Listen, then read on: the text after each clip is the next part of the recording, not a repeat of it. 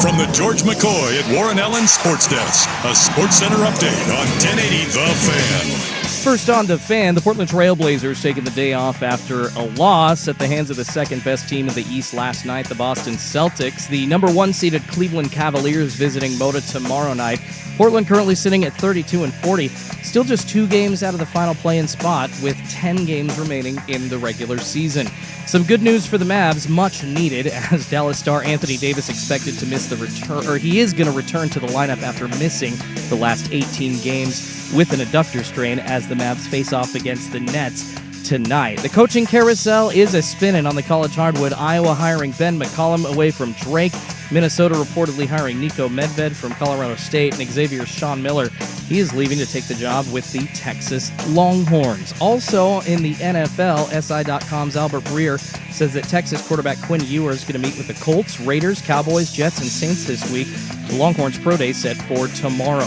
More sports scores and stories in 30 minutes. I'm Schulte from the George McCoy at Warren Allen Sports Desk. Hurt and missing work, insurance companies acting like jerks. Don't call your mom. Call George McCoy at warrenallen.com. Jump back to earlier parts of your favorite fan shows on the Odyssey app. The only way to rewind Portland's sports leader, 1080 The Fan. What's the most resilient parasite? Primetime with Isaac and Sue. Can build cities, can transform the world, and rewrite all the rules. That's what I'll be doing every single night. Which is why No! I have to steal it. What are you talking about, Willis? This is Primetime with Isaac and Sue. It's gonna work. It's passable, okay? This isn't terrible. The best in local, regional, and national sports. With no hidden agenda. Primetime with Isaac and Sue on 1080 The Fan. Hey, what it do? Ahoy! What's up? Good Monday. I am sportsing so hard right now. How you guys doing? Well, there's not a lot of options. This is the weird part about the NCAA tournament is like you get the great weekends, and then you get to Monday and you're like, So I've flipped over to our Hulu, our live sports, and I was trying to see what options I have, and I got Ethiopia versus. Would you care to pronounce what nation that is? Djibouti. Djibouti. Oh, Djibouti. Djibouti? What? There's a J in there, right? Yeah, there's a J. yeah. It's Djibouti. The D's silent. But I prefer Djibouti. Yeah, so we got Ethiopia versus Djibouti in round 6, Group A. And I click over to it, and I normally, look, there's times where we're watching like a women's basketball game or whatever, and we joke that there's 6 people in the crowd. Rob, can you confirm that there is literally 3 people in the stands? Well, I don't see any. Well, there was a couple milling around over here. I will say that it is warm-ups, and perhaps everyone's still outside tailgating. Have you ever seen a game warming up while literally no one is there? Yes. Is there something going on in Ethiopia or Djibouti? This is like, even at like 5th grade soccer, there's like some parents. Is this one of those where we can't allow the fans in because they'll like throw road flares at one another? Like I said, I think they were just outside warming up for the big game. And well, this is what I've been reduced to is Group A, round 6, Ethiopia versus Djibouti. How much money you got on it? Well, I'm thinking about going on to my bet online and laying a sawbuck down because why not? And by the way, I think I have to take Djibouti, right? Well, if Buckley were here, he would have money on it. He probably would. And he'd would. have an angle. Yes. He's big into the Group A, or I guess that would be round 6 Group A. So I'm going to expose myself here, but I think it's a TGL Monday, but I don't know because I don't have Buckley. That is true. Buckley's the one that keeps me involved. Well, I just was looking through my sporting options, and let me tell you, it was not robust. You know what we do have, though? What? Here, this will brighten your sports day. This will tighten your sports pants. I need something. Big UFL news today. I can't wait. Did you guys know that? No. Well, the UFL is starting. Is it wrong that I think I would rather watch Ethiopia versus Djibouti? I find that wrong. Give me the ping pong at like 3 a.m. More interesting. Yeah, they say that's big. That's people bet on that. Yeah. It's like if you want to go to meetings, I got Utah Valley versus University of Portland in something. Placing $30,000 bets at like 3 a.m. here in Oregon. Yeah. Well, I guess, yeah, it's one of the more popular sports to bet online because there's always one of them going on. And what about why not? What about women's sport? Like, who's in charge of women's sports? I don't know. Whoever's in charge, like the women's sports czar, should put all of their sports right now. Yeah, like on Monday, Tuesday, Wednesday. It would make sense. When we're all looking for something to sports. Because I'll tell you right now, dude, I am trying to find something, and I got nothing. Sports. I got a couple baseball games, like Iowa versus Oklahoma, but it says that it's later. We do have college baseball. We have spring training. Oh, I got Braves, Cubs, spring training. Nope, that's later too. And as best I can to try and fill in Buck's stead, it looks like match 1 of the TGL finals tonight at 6 p.m. on ESPN2. It is on. See, you got TGL, dude. I'm telling you. You know what I have right now? I got Ethiopia. That's what I got. Ethiopia versus a country that I'm not really aware of where it's at. And by the way, the game is starting and there is no one there. I do believe the fans have been banned. It is on. It's on. Yeah, they've started. There is no one. Did they forget to open the gates? Look, this is going to sound awful, but maybe that guy didn't show up, the gate guy. I'm just wondering, is this one of those where there's like a civil war going on in the country and therefore like we can't, like Ivory Coast, sometimes I know when they play, that's just it's a non-starter. You know, it's like. Can't do it. You can't do it. Like there's a difference between like soccer hooliganism and then like I literally will kill the other team. So I don't know. I think Ethiopia is one of the more stable countries. How is it already 3-0? Boy, I have so much question. You're right. It's already 3-0. But there were no goals. It just started. I'm not even watching it, and I know there were no goals. Yeah, it's just underway. It's 3-0. But this says World Cup. This is a World Cup qualifier. It must be like, it must be points or something. Is this aggregate? That's like weird. You start off 3-0. Oh. Look, here's the big news. I didn't mean to derail us with hot Ethiopian talk. That's what I'm dealing with right now in my NCAA hangover. The big news is that Ken Wisenhunt had to take a leave of absence from the Memphis Showboats. Oh. The season starts in 10 days. It's a big. Now, is he the head coach or is Yes. he? Okay. Yes. I didn't know. Yes. I didn't know. Hey, we've talked about this. You know, Mike Riley was doing that for a while. Dude, that's a pretty cushy gig because we looked it up. Those head coaches are making like $300-400 grand. I guarantee you he's putting in like 6 seconds worth of work. Is he still with the San Antonio team or whatever? I don't think he's. I think he's out. But he did that for a while. You're telling me someone's paying you a couple hundred G's to go coach the Memphis Showboats? Yeah. No, sorry, the New Jersey Generals and then the San Antonio Commanders before that. Yeah, something tells me that old Ken Wisenhunt isn't exactly putting in the same effort in the Showboat game plan as he did the Cardinals. Big UFL bomb today. Yeah, man, what do you do? So Jim Turner's got to step up, and I don't know what he's going to do. I don't know if he can. I think we spend the show just breaking down what Jim Turner's going to do. I mean, what does he do? I don't know. He's got to rally those guys, whoever. There's only one Ken Wisenhunt. Actually, I think that entire league is made up of Ken Wisenhunts. I really do. That's fair. I think if you went through their head coaches, and by the way, I have no idea who any of the head coaches are. Schultz, you want to take a look at the UFL head coaches? Oh, yeah, this is going to be a cast of characters. I am willing to guess, how many teams are there? Like Jim Fossil will be one of them. It's a good call. Brian Billick, maybe. This is my point. I'll bet you there's 10 to 12 UFL teams, and I'm willing to guess that there are 7 to 8 Ken Wisenhunts. That if I told you this is the head coach, you'd be like, it's Ken Wisenhunt. Are you ready? I've got it. What do you got? Arlington has Bob Stoops. Ken Wisenhunt. Birmingham has Skip Holt. Well, he's college, but with Matt Corral as their quarterback. How about that? You ever wonder what happened to Matt Corral? The DC Defenders have Shannon Harris, who is the interim coach. So there's more than one interim in this league. Wow. What? Well, so the original guy was Reggie Barlow. Yeah. And he is now the head coach at Tennessee State. And so now he left. Let me just say this. The Tennessee State job is better than a UFL head coaching job? It probably pays more, yeah. Good Lord. The Houston Roughnecks have Curtis Johnson. No. All right. Less Ken Wisenhunts than I would have thought. The Memphis Showboats, as I just mentioned with the big breaking news. They have Good thing you were tuned in at the start of the program. Yeah. Ken Wisenhunt is out. Leave of absence. Interim Jim Turner. Yeah, indefinite leave of absence. The offensive line coach, Jim Turner, will fill in. Do you think that his indefinite leave of absence was him just looking at this and being like, I can't do this? Like, I go back to my mansion. What am I doing? The quarterback of the Memphis Showboats, Jason Bean. Really? Kansas, great. Jason Kansas Bean. backup. I feel like he was the Kansas backup for 7 years, by the way. Like, Well, you think that because he was the starter for one. yes. And then he backed up this guy, Yeah, what's his name? Daniels, right? Jaden Daniels. Yeah.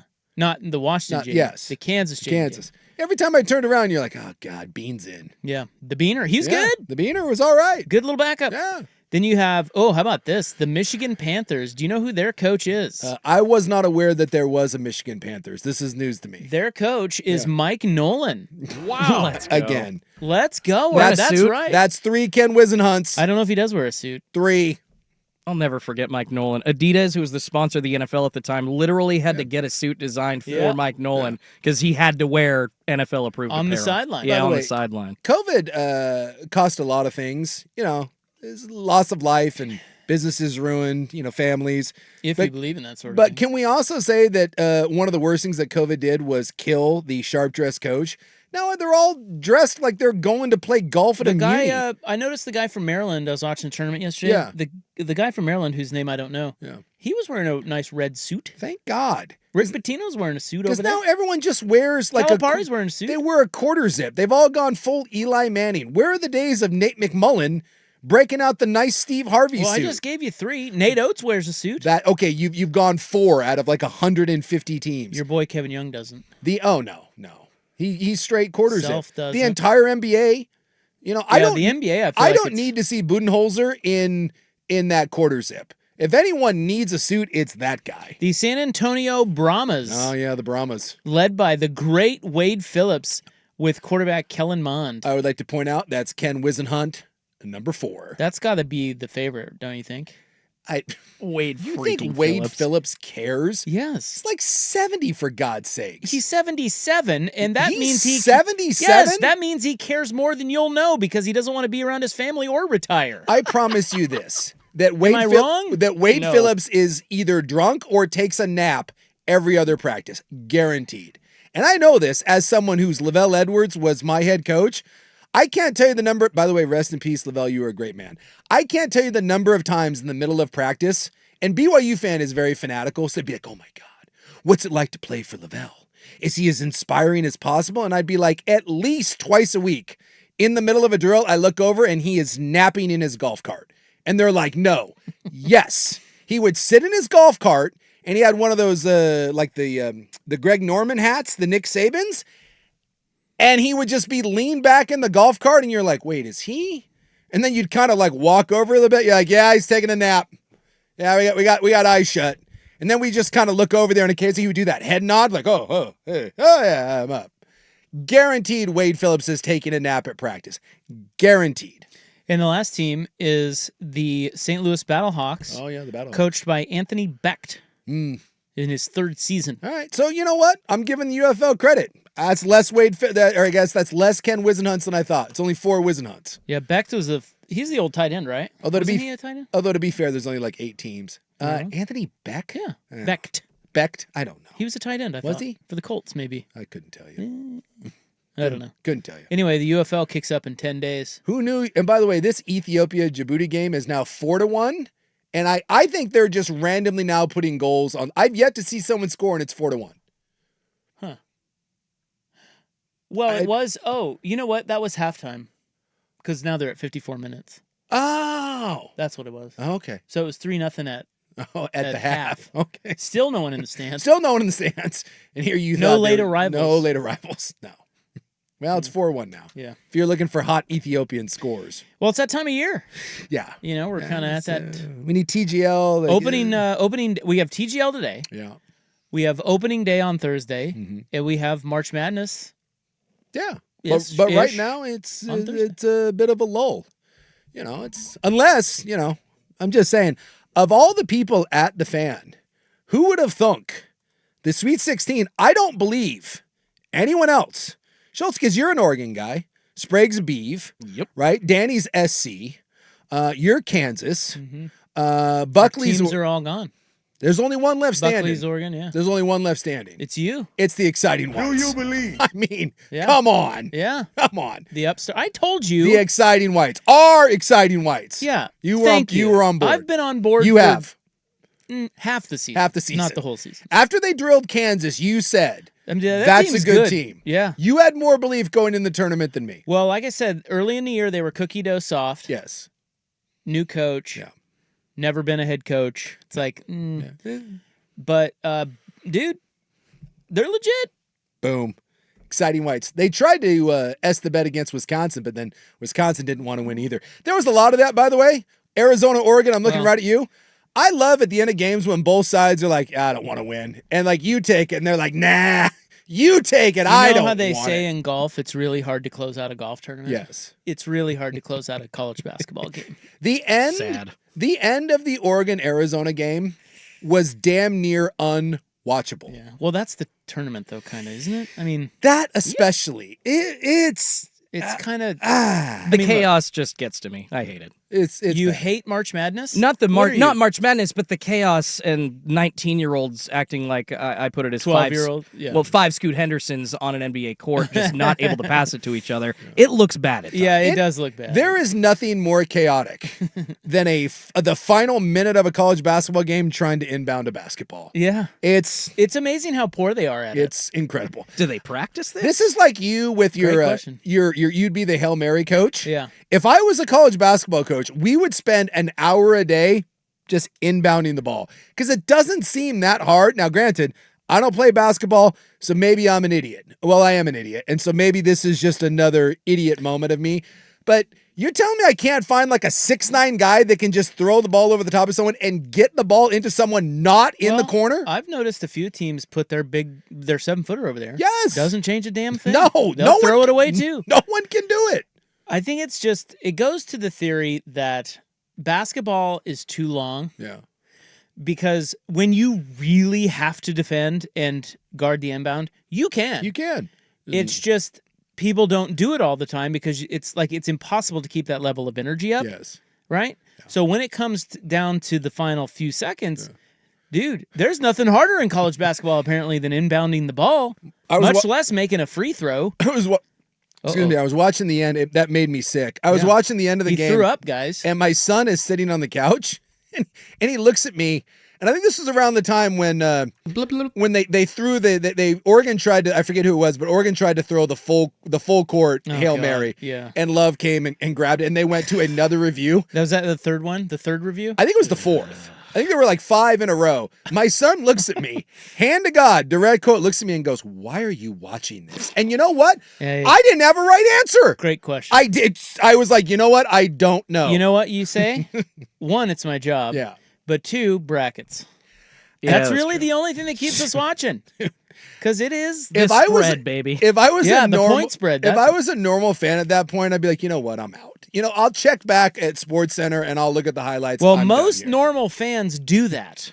I'm out. They're not watching until maybe this week. It's awful. Or they've already stopped. They showed up for Thursday, Friday, and then they're like, who cares? But you do get, so let's be fair, because I've been touting how much better college basketball is now with NIL and guys staying. Yeah. The tournament, it can be rough. Yeah. But to be fair, that Florida-UConn game, that game was legit. Sure. You got some big-time players making big-time plays. You just have to kind of weed through the bad stuff first. And I forget who it was that one of the national heads that declared the transfer portal has killed the mid-major. And I don't know. It's 1 year. I'm not freaking out. But I will say that I think once we get deep in, now Sweet 16 and you get some of these, I think the games are set up to be really good. They'll be better moving forward. They'll be better moving forward. That's where we're going to start. That's right. Look at you. Just reading my mind. Yeah. Right here it says 3:15 segment. Where are the mid majors? Yeah. Well, after I got done vomiting from the end of the Oregon-Arizona game. It'll get better. And this now 5-1 Ethiopia-Djibouti game. 5-1 without a goal. How does Ethiopia keep scoring without kicking it into the net? I keep looking up and there's another goal and I'm like, what? What a sport. Yeah. So corrupt. With no one in the... There's got to be some like Olympic version of like soccer. I don't know. That's weird. Who cares? How about that? Yeah. Let's talk about a real sport. Wrestling? March Madness. Oh. Okay. There's big wrestling news. So that will kick off the show next on The Fan. Thanks for making The Fan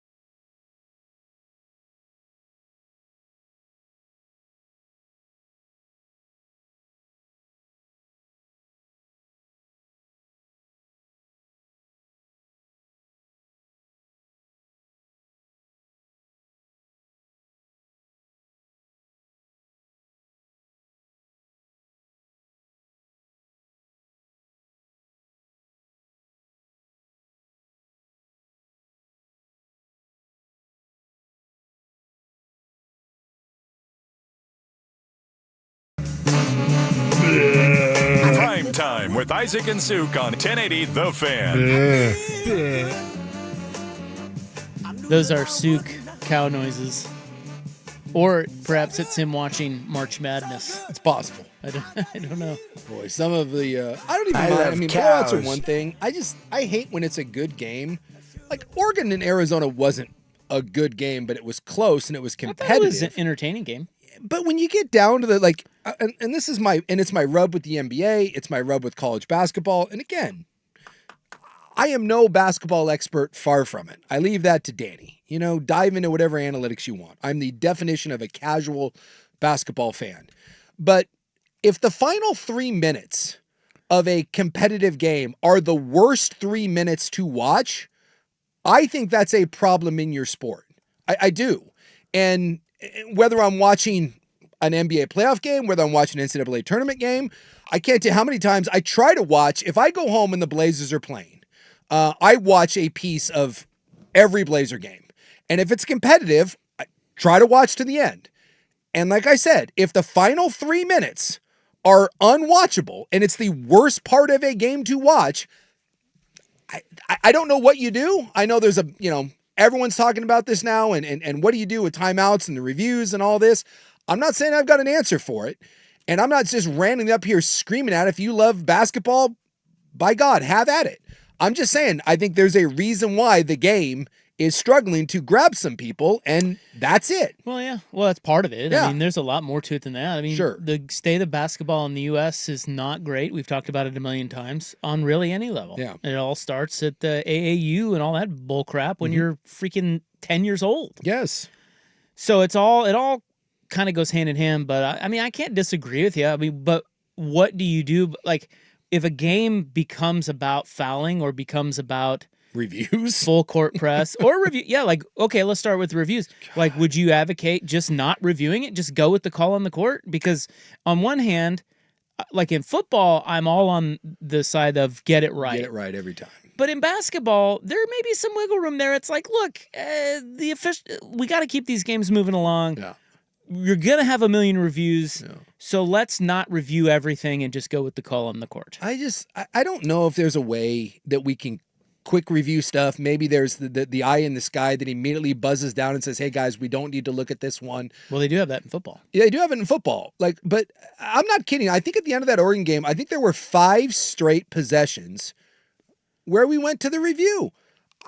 You can't have the final minute and a half take 20 minutes. It's got to be more streamlined. And Like then the on review top of that, process not only goes. did we have that, but then each team was calling timeouts. And I get it. And then you throw in the fouls. I just don't know how you. It was one of what 2 or 3 close games that we had all weekend. And it ended up being a one that if you were trying to rope in fans, you did not do your job. The NBA's had this problem for a long time, too. Oh, yeah. It's brutal. I mean, can either of you explain to me why a team, after scoring a basket in college basketball, is allowed to call a timeout? Yeah. That makes no freaking sense to me. Never has. And then we're doing offense, defensive subs. Why does that not make sense? Well, so you get to call. I don't feel like you should get that advantage to call a timeout after you score. At that point, it's not your possession anymore. And I thought the whole basis of a timeout was having possession of the ball. So at least that's how it is in the NBA, and it just makes things take longer. And what reason would you have as a team to call a timeout after you just scored? Well, again, you can't call a timeout on defense in college. No, in the NBA.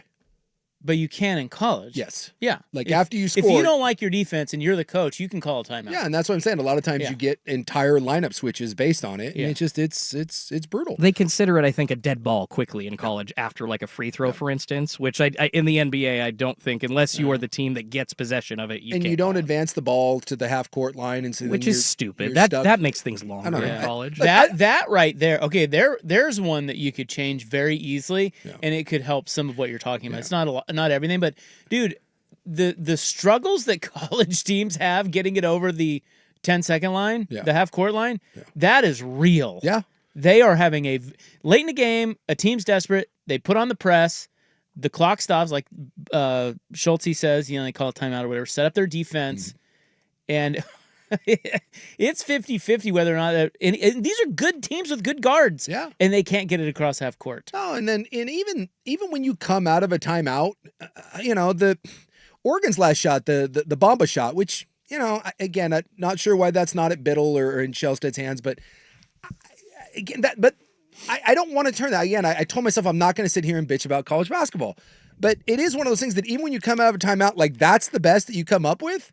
It was not the marquee show-stopping weekend that we were all hoping for. Because outside of the Maryland game, right, that was the first real buzzer beater that we had. Maybe he traveled, maybe he didn't. I don't know. Oh, I think he traveled. I did too, but I don't understand why they don't call that ever.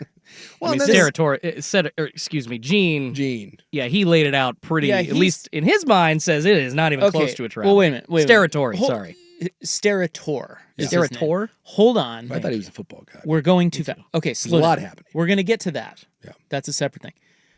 You mentioned, to wrap up the conversation about the state of the game. Yeah. I feel like we bitch about this every year. I know, and I didn't want college, to. So I feel it's bad. college sports, man. It is what it is. They're young. They're very young, and it's just hard, especially when you're comparing it to the pros. We watch the pros; they're so polished, right? Yeah. It's just really hard to compare, and you just have to take it for what it is. Okay. And there was some really good basketball. There was also some pretty bad basketball, but that's true every year. I think the key is what you said right before the break, and that is that with chalk moving forward, come Thursday and through this weekend and all the way through to the final, you should get much better basketball because some of these teams that are still left are really good. Yes. And elite. And that's what you're hoping for. And because so far, I mean, the tournament, let's be honest, it's not had a lot of moments. It hasn't had a lot of moments.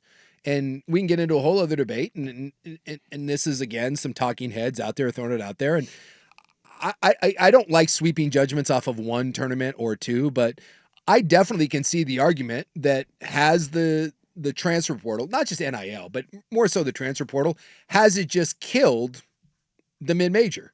Because I think for the first time since like 2007, we don't have a team that's an 11 seed or higher in the Sweet 16. I have all the numbers if you'd like. Yeah, because this is as chalky as it gets. In knowing us, we'll do another 10 minutes on this. Yeah. So let's take a break. Sure. Let's piece this thing together. Ethiopia, the right way. By the way, 6-1 over Djibouti right now. And I don't think they were up 3-0 at half. Yeah. I don't think they've scored a goal in the second half. Somehow the scorekeeper makes it 6-1. 6-1. Unbelievable. Still what no an one there, advantage. Tough to play in their place. It is tough.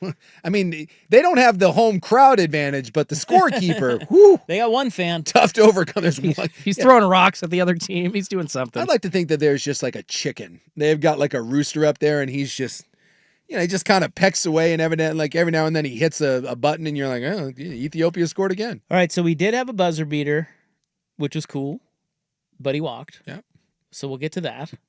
I do have the official count, I think, of number of coaches who still wear suits. Mm-hmm. Okay, so I've got to get you that. I like that. Okay. And up next, we will talk about the lack of mid-majors. The chalkiest of chalk. And it is the big talking point this year, is that it's all, I mean, you got Arkansas as a 10 seed, but they're from the SEC, so it's all power for teams. Turns out that SEC pretty good, by the way. Yeah. So we'll get to that. Some numbers. Next, here's about called him Buckley. Buckley's out. Corn Pop. We killed Buckley. It's the best compliment he's ever been given. Right there, you go. Corn Pop Schulte with SportsCenter. Now, from the George McCoy at Warren Allen Sports Desk, a SportsCenter update on 1080 The Fan.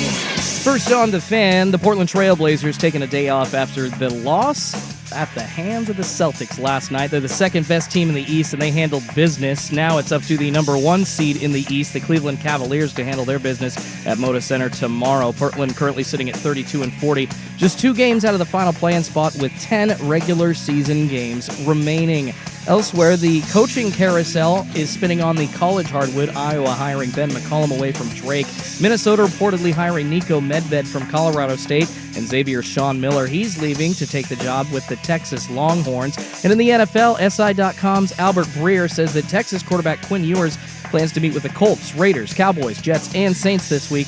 The Longhorns Pro Day set for tomorrow. More sports scores and stories in 30 minutes. I'm Schulte from the George McCoy at Warren Allen Sports Desk. Hurt and missing work? Insurance companies acting like jerks? Don't call your mom. Call George McCoy at warrenallen.com. Tired of getting dinged by subscriptions? We won't send you a bill. Portland's sports leader, 1080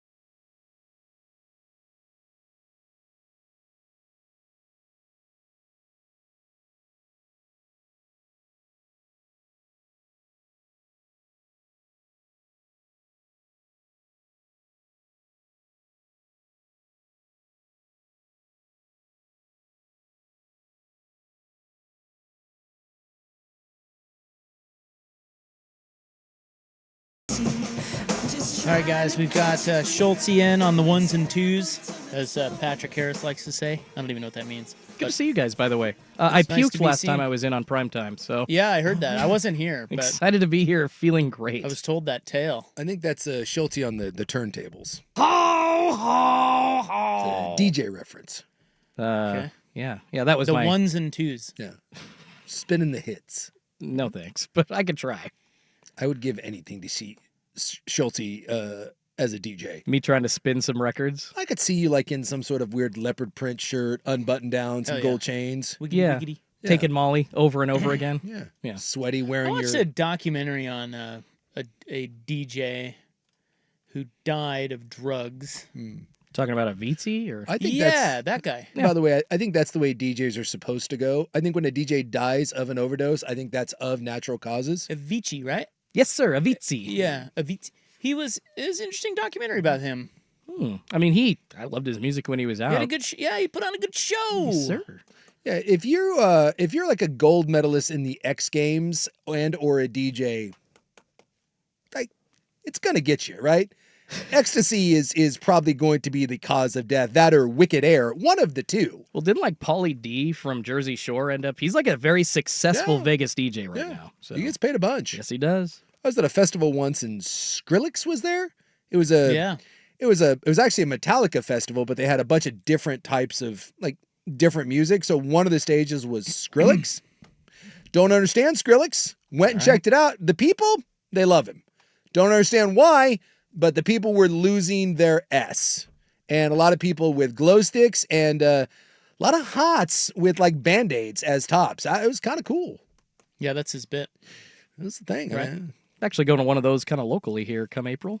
Of course you are. It's called Glow Job. Very excited. Are you going Oh, to put God. Band-Aids over your nips? I'm assuming a neon Band-Aids, I think, I would hope so. because it's all under UV light. So. Creative name. Get a binky. Right. Yeah, glow job. It's perfect. I get like it. Yeah. So where are the mid majors, you ask? Not in the Sweet 16. No. Here are the numbers. 7 of the 15 players on the All-American team in college basketball started at mid majors. Yeah. That includes Broom from Auburn, Sears from Alabama, and others. Who was the kid? Was it who was the kid from Florida? Was it Clayton? Yeah, Clayton. I guess he was an Iona kid that had played for Rick Pitino. He's out there drilling threes, and Yeah. I think every team that's left, any of the major teams, has a couple of those kids. From 2016 to 2022, it was only 2 of the 15 players on the All-American team started at mid-majors. Yeah. Then the rules loosened. Obviously, NIL money coming in, looser transfer rules. Mid-majors have just become farm systems. And it's now, so it was 7 this year, 6 last year, and 5 the year before. It's only, this is the way it's going. Yes. So there are only 4 leagues left in the Sweet 16. You have the SEC, the Big 10, the Big 12, and Duke. That is the fewest leagues ever. First ever all Power 4 Sweet 16. That has never happened. And the SEC has 7 of the Sweet 16, which is the most for any one conference since 1975. The second round, second time in the round of 64 in 18 years that no 13 seed or lower advanced. That's the first weekend. And then this is the first Sweet 16 since 2007 with no 11 seed or lower. Yeah. Those are the numbers. So So where are the mid-majors? They're all getting poached by the major schools, and we saw this a little bit last year, and now you're seeing it even more so this year. Well, and I think the whole allure of the mid-major was, especially in the era of one and done and a lot of freshmen playing for the big boys, the idea that you could keep a team together for 3 or 4 years and have a bunch of seniors and be a tournament team year after year, and then that second or third year you knock on the door and then you kick it open. I just don't know how realistic that is anymore. If you're at a mid-major and you have a nice year, and I'm not even talking about a great year, if you just have a nice year, You really only you don't even have to have a nice year. Yeah. You have to be in the tournament, and you have to catch someone's eye in the tournament. yeah, and someone's going to come and grab you. Or if your coach leaves, Will Wade, going from McNeese State, or I guess now it's just McNeese, he's going to North Carolina State. he's going to bring with him probably, 5 or 6 of his guys? That's how it's working now. And then the ones that are left behind, there's a and he even said this. He goes, some of you are going to come with me. And this was when he was talking about everyone knows the score, even though he had basically already agreed to be the coach while he was still coaching the NCAA tournament. And someone asked him about his players. And he said, it's good for everybody. He said, I'm moving up. I'm going to take a lot of those guys with me. They know it. And the ones that don't come with me are going to have other opportunities. So I don't think it kills it. You're still going to get an occasional, I think, mid-major that surprises some people and kind of jumps up. But yes, I think that I think the Cinderella story as we know it has forever changed and really is going to become something that is truly unique as opposed to seemingly every year you could count on one great story. I don't think you can count on that anymore. No, you certainly can't. But we did see Drake. Yeah. This year. Mm-hmm. Although they only won one game. Yes, and I think that's going to be more likely as you get the one game. The one-off. The one-off. Yeah, but, for the longest time or leading up to the tournament, we were saying this is good because it makes college basketball better because guys stay and they're there longer. Yeah. Whether they're with a different team, that's the downside. But, sure. The product overall is going to be better because of this. Now, the downside of that is there may be an element to, like we were talking about March Madness just kind of not being all that pleasing to the eye and just the state of basketball. And somebody mentioned on the text line here, I almost called it the Vancouver Fort text line, but nay. There is no more Vancouver Fort. Doesn't even exist. Doesn't exist. Doesn't exist. But you know what does exist? Our fan text line. Yes. 503-864-6326. And they said, let's just say there is a lack of fundamentals. And that's true. It's like, I think with the mid-major, that was kind of the last bastion of old school, plucky underdog, beat you with fundamentals, not as athletic type of teams. Yeah. Right? Yeah. And we love that. Think about Princeton. That's the most extreme example. Yeah. I mean, the old Princeton offense and backdoor cuts. Pete Carroll, that's how he coached. And that's going away. It's just gone. Although, I don't know, Colorado State had a little white kid off the bench. I don't know if you watched that game against Maryland. Yeah. They had this little white dude off the bench who was just dropping dimes on people who looked like he had no business being on the court. Yeah. So you still see this with just, and I'm just saying athletes versus fundamental, just sort of basketball players. Mm-hmm. It's just a lot of athletes playing basketball as opposed to fundamentally sound teams. And I think that bothers a lot of people because the game has changed. Now, it started with the NBA. Yeah. Make no mistake. The NBA is like this. It's just, you have to be a freak athlete to play in that league. You're not even going to survive without that, right? Nope. I mean, I'm trying to think of somebody who's just fundamentally sound that it's really hard that can play in that league. Well, you look at a guy like Drew Timme, right? Who is Drew Timme, great footwork, great player at Gonzaga, right? Drew Timme can't sniff the floor in the NBA. Fundamentals are one thing, but you have to have the basic athletic skill set. Otherwise, the fundamentals have gone by the wayside compared to in exchange for athleticism. Because you can teach an athletic guy or try to teach him fundamentals, and the fundamentals can become secondary. And eventually, if you get that to work out, you get a really, really good player, or at least a serviceable NBA player. If you give me a guy with great fundamentals that lacks athleticism, it doesn't work. And by the way, this is in most sports. There's certain NFL positions where if you don't meet the metric, like corner is certainly one of these, edge rusher. If you're not an athlete or your arms aren't long enough, you're not going to be a left tackle. You're just not. I don't care how good you are. Yeah, I just think college basketball was a little different in this, and it's just that door is closing. Yeah. Because, I think of Northern Iowa. Yeah. I think of Valpo. I'm just talking about NCAA tournament moments where you've got plucky teams that are just fundamentally sound, running circles around all these athletes. Yep. You got Princeton again, and there are others. It's just that's the team that's going away, and I think that bothers a lot of people. Well, you take Butler, right? Butler's the closest thing we've seen because we don't probably consider Gonzaga to be a mid-major anymore. Gonzaga is its own little... No, they're a blue blood. They're a blue blood. As far as I'm concerned. So the closest we've seen to a mid-major win a national title is Butler, right? And in today's game, Gordon Hayward and who was the other guy from Butler? The other tall white guy. They had two of them. Gordon Hayward, and there was another one who was really good. And his name escapes me, but they had two studs. Same team? Same team. I can picture him in my head. And I don't even think Haywood was their best one in that tournament run. It was this other kid. Well, they went to back-to-back finals. They went to back-to-back. What was that kid's? He was on both of them. I got you. Look it up. But those, looking it up. Yeah, I'm just saying that's the Yell at me. That's the closest we've come. Shelvin Mack? No, I don't think it was Shelvin Mack. Okay. That was the closest we've come to a mid-major winning a national championship.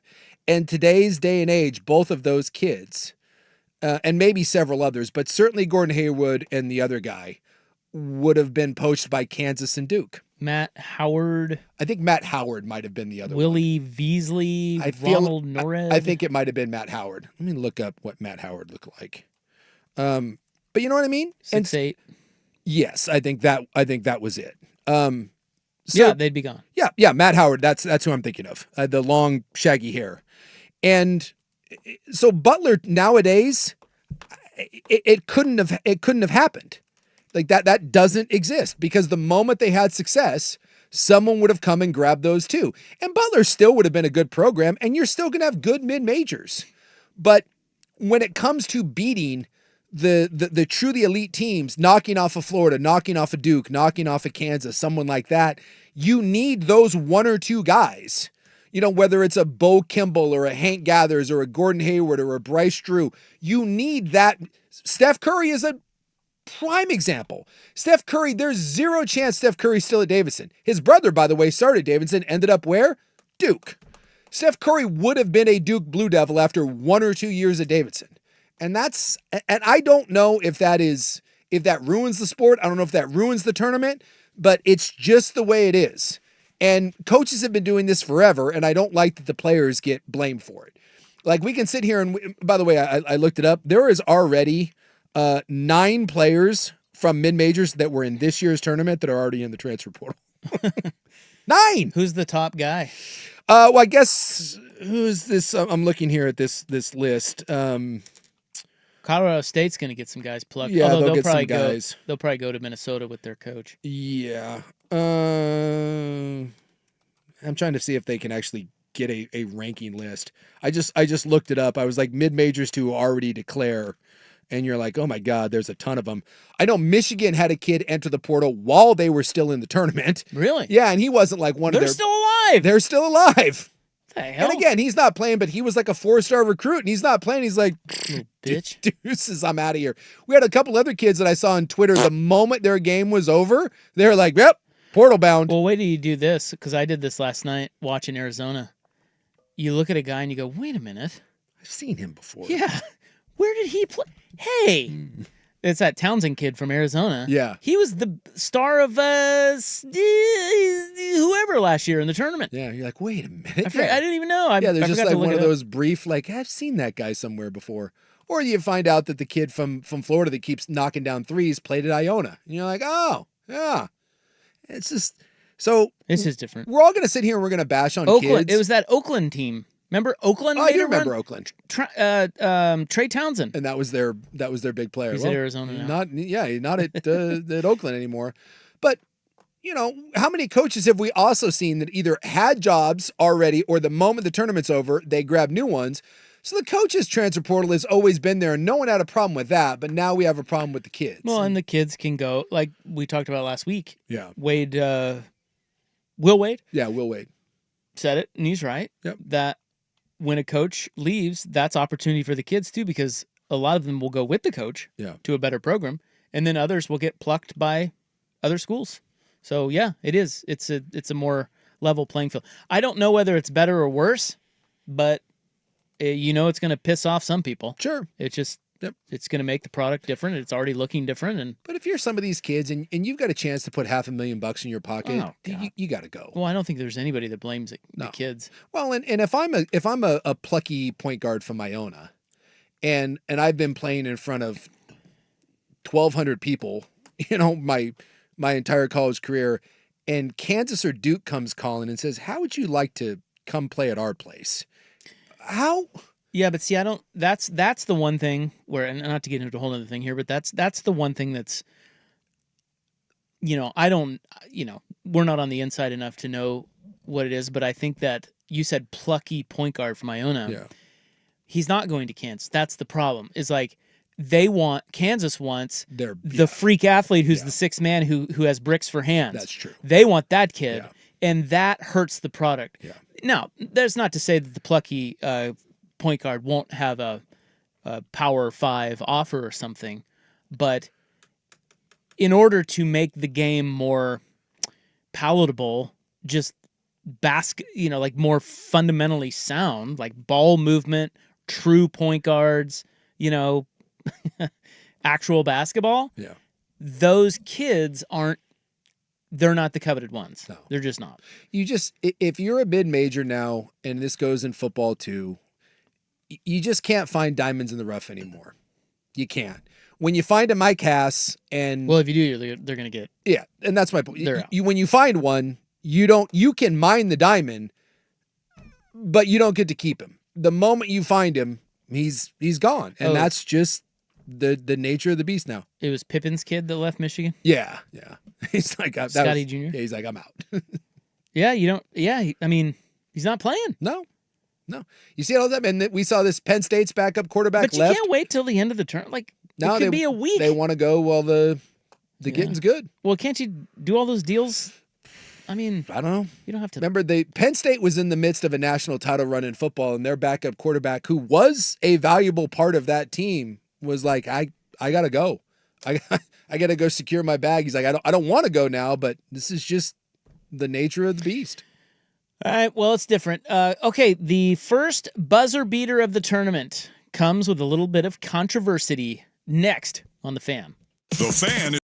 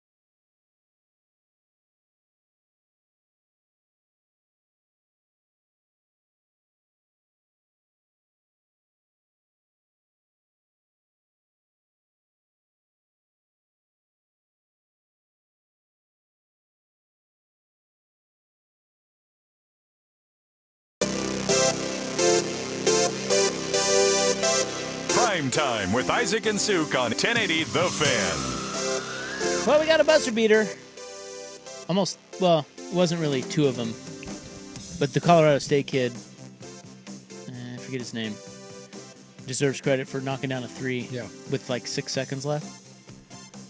But then Maryland, the 5-star freshman, the big fatty in the middle, Derek Queen, banked it in for the game winner. After only taking 19 steps.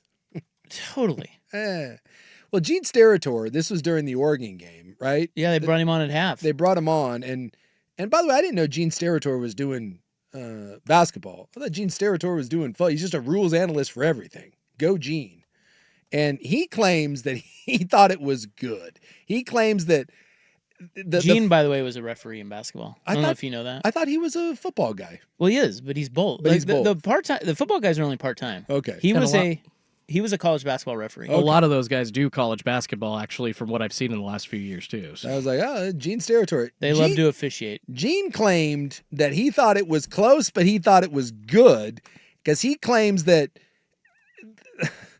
the ball was still on the way up to his arm while he was taking the first step and a half. The dribble wasn't complete yet, is what he was saying? Yeah, see, this is where your point about we're getting into too much minutia. Yeah. Okay, traveling, when you start to have to define it by letter of the law and movements like in statements like that, you're losing me. I got blue screen reboot. I'm out. I would say it's more like porn. You know it when you you know see it when you see Exactly. it. Look like a Exactly. And that I was screaming at my TV. I'm like, that is steps. My I man felt was- like Mike Rice. My man was galloping out there. He took like 4 big old I thought steps. it was, to me, it looked like 4 giant steps. Giant man steps. When that ball went off the glass and everyone was losing it, I literally am sitting there being like, I thought like we were going to have anarchy, that like maybe they didn't blow the whistle. Like, was there a late flag? It's like one of those, you're like, wait, where is the flag? I'm like, that counts? And then it's good. So, and then Gene came out and said, no, it was good. I don't know if he was doing that to like tap down the controversy, but I think that might have been, well, I've seen other experts, because people have written about this today. Yeah. There are other experts who are looking at this saying that's a travel. yeah. So I just wonder if like you're paid by CBS or whoever. I wonder if they're like in his ear being like, hey, just you know what, just we're gonna need you to say that's not a I travel. need you to sweep this under the rug a little bit and just say Because you know what happens. Social media starts firing up that they're helping the Power 5 team or the Power 4 team get through instead of the little old Colorado State. certainly Better for ratings. Certainly, well, it probably is, but I'm just saying. Well, like it a definitely travel. is. Looked like a travel. Thought it was a travel. Wasn't a travel. Kudos. And by the way, Colorado State S the bad. They had that game in the bag. So don't let it get there. I liked what they were doing. Yeah. I liked that they beat Memphis, and I thought they really did have Maryland on the road. Yes. Maryland played. I don't know what you think of Queen, the kid, the freshman kid. Yeah. He's skilled. Like, we talk about athletes that aren't basketball players. Mm-hmm. He's pretty unique if you've watched him at all, because he is pretty damn skilled for a. I mean, he's a 5-star recruit out of high school in Baltimore, went to Maryland, and he's raw, but he's pretty damn skilled. Yeah. Like, there's a lot of skill and fundamentals in him. At the same time, they kind of suck. Like, they did not play well at all. No, they did not. I thought did you watch a good hunk of that? Yeah, I watched almost all of it. I thought Colorado State was just better than they Yeah, were well, they were out hustling them to everything. the entire time. And then it came down to Maryland did not deserve to win that game. No, that was one of those when it came down to it and Maryland hit that, I was like, God, that sucks for Colorado State, because they'll go back and be like, they had no business losing that game. This is what kind of goes into what we're talking about. You've got a team of lesser known players that's really well coached. Yeah. That Medved guy who's leaving to go to Minnesota now, he is legit. Yep. And they play their asses off, really well coached, hit big shots, like rising up to the moment. And how do you not get behind that team? And then you watch Maryland, who's the higher seed, much more, raw talent, lollygagging, getting beat to loose balls, not boxing out, offensive rebound after offensive rebound they'd give up, and they freaking won. Yep. That's what sucks, is I think the basketball purist looks at that and goes, man, now you can just load up with Derek Queen's, and a lot of people have talked about Derek Queen's attitude. Yeah. I mean, he's not he's rough around the edges. Okay, Well, isn't he the one that said they gave him the money? I don't know. So That's honest. But. I think I want to be careful, but I do believe it was him. There was a clip going around at the press conference afterwards, and someone was asking how like they were talking about the coach. Who's Maryland's coach? I don't know. Kevin Willard. Yeah, I think it was Kevin Willard. So it was Willard, it was Queen, and like two other guys that were up on the podium after that. They beat Colorado State, and someone said, what does Coach Willard do to get you guys, to kind of come together and and have his voice heard? Hand to God. And Queen goes, well, first off, he gave us that money. So, we kind of got to listen to him. And everyone kind of joked, but you're like, oh my God. You're like, honest, but it's honest, but this is why we don't like it. This is why you don't like it. I don't root for that team. No. But yet they win. Hey, I'll say this. We all want honesty. And someone said, why do you listen to Coach Willard? Hey, he gave us that money. he paid us. And you're like, man. Oh my goodness. All right. Something. Well, the Ducks lost. We'll put a bow on their season. Next on The Fan.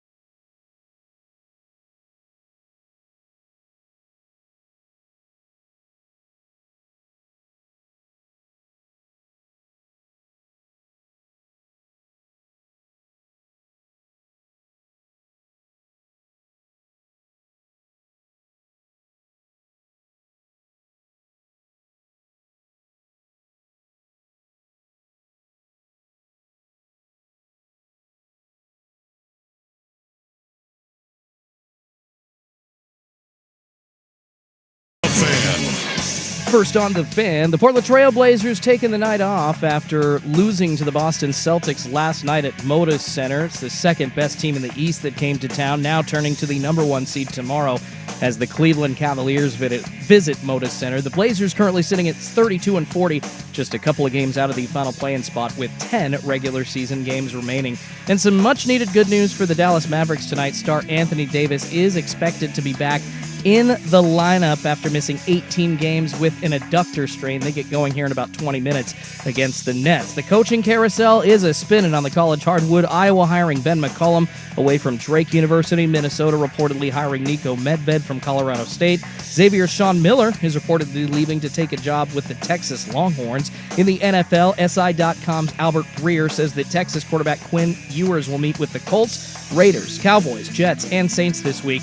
The Longhorns Pro Day set for tomorrow. More sports scores and stories in 30 minutes. I'm Schulte from the George McCoy at Warren Allen Sports Desk. Hurt and missing work? Insurance companies acting like jerks? Don't call your mom.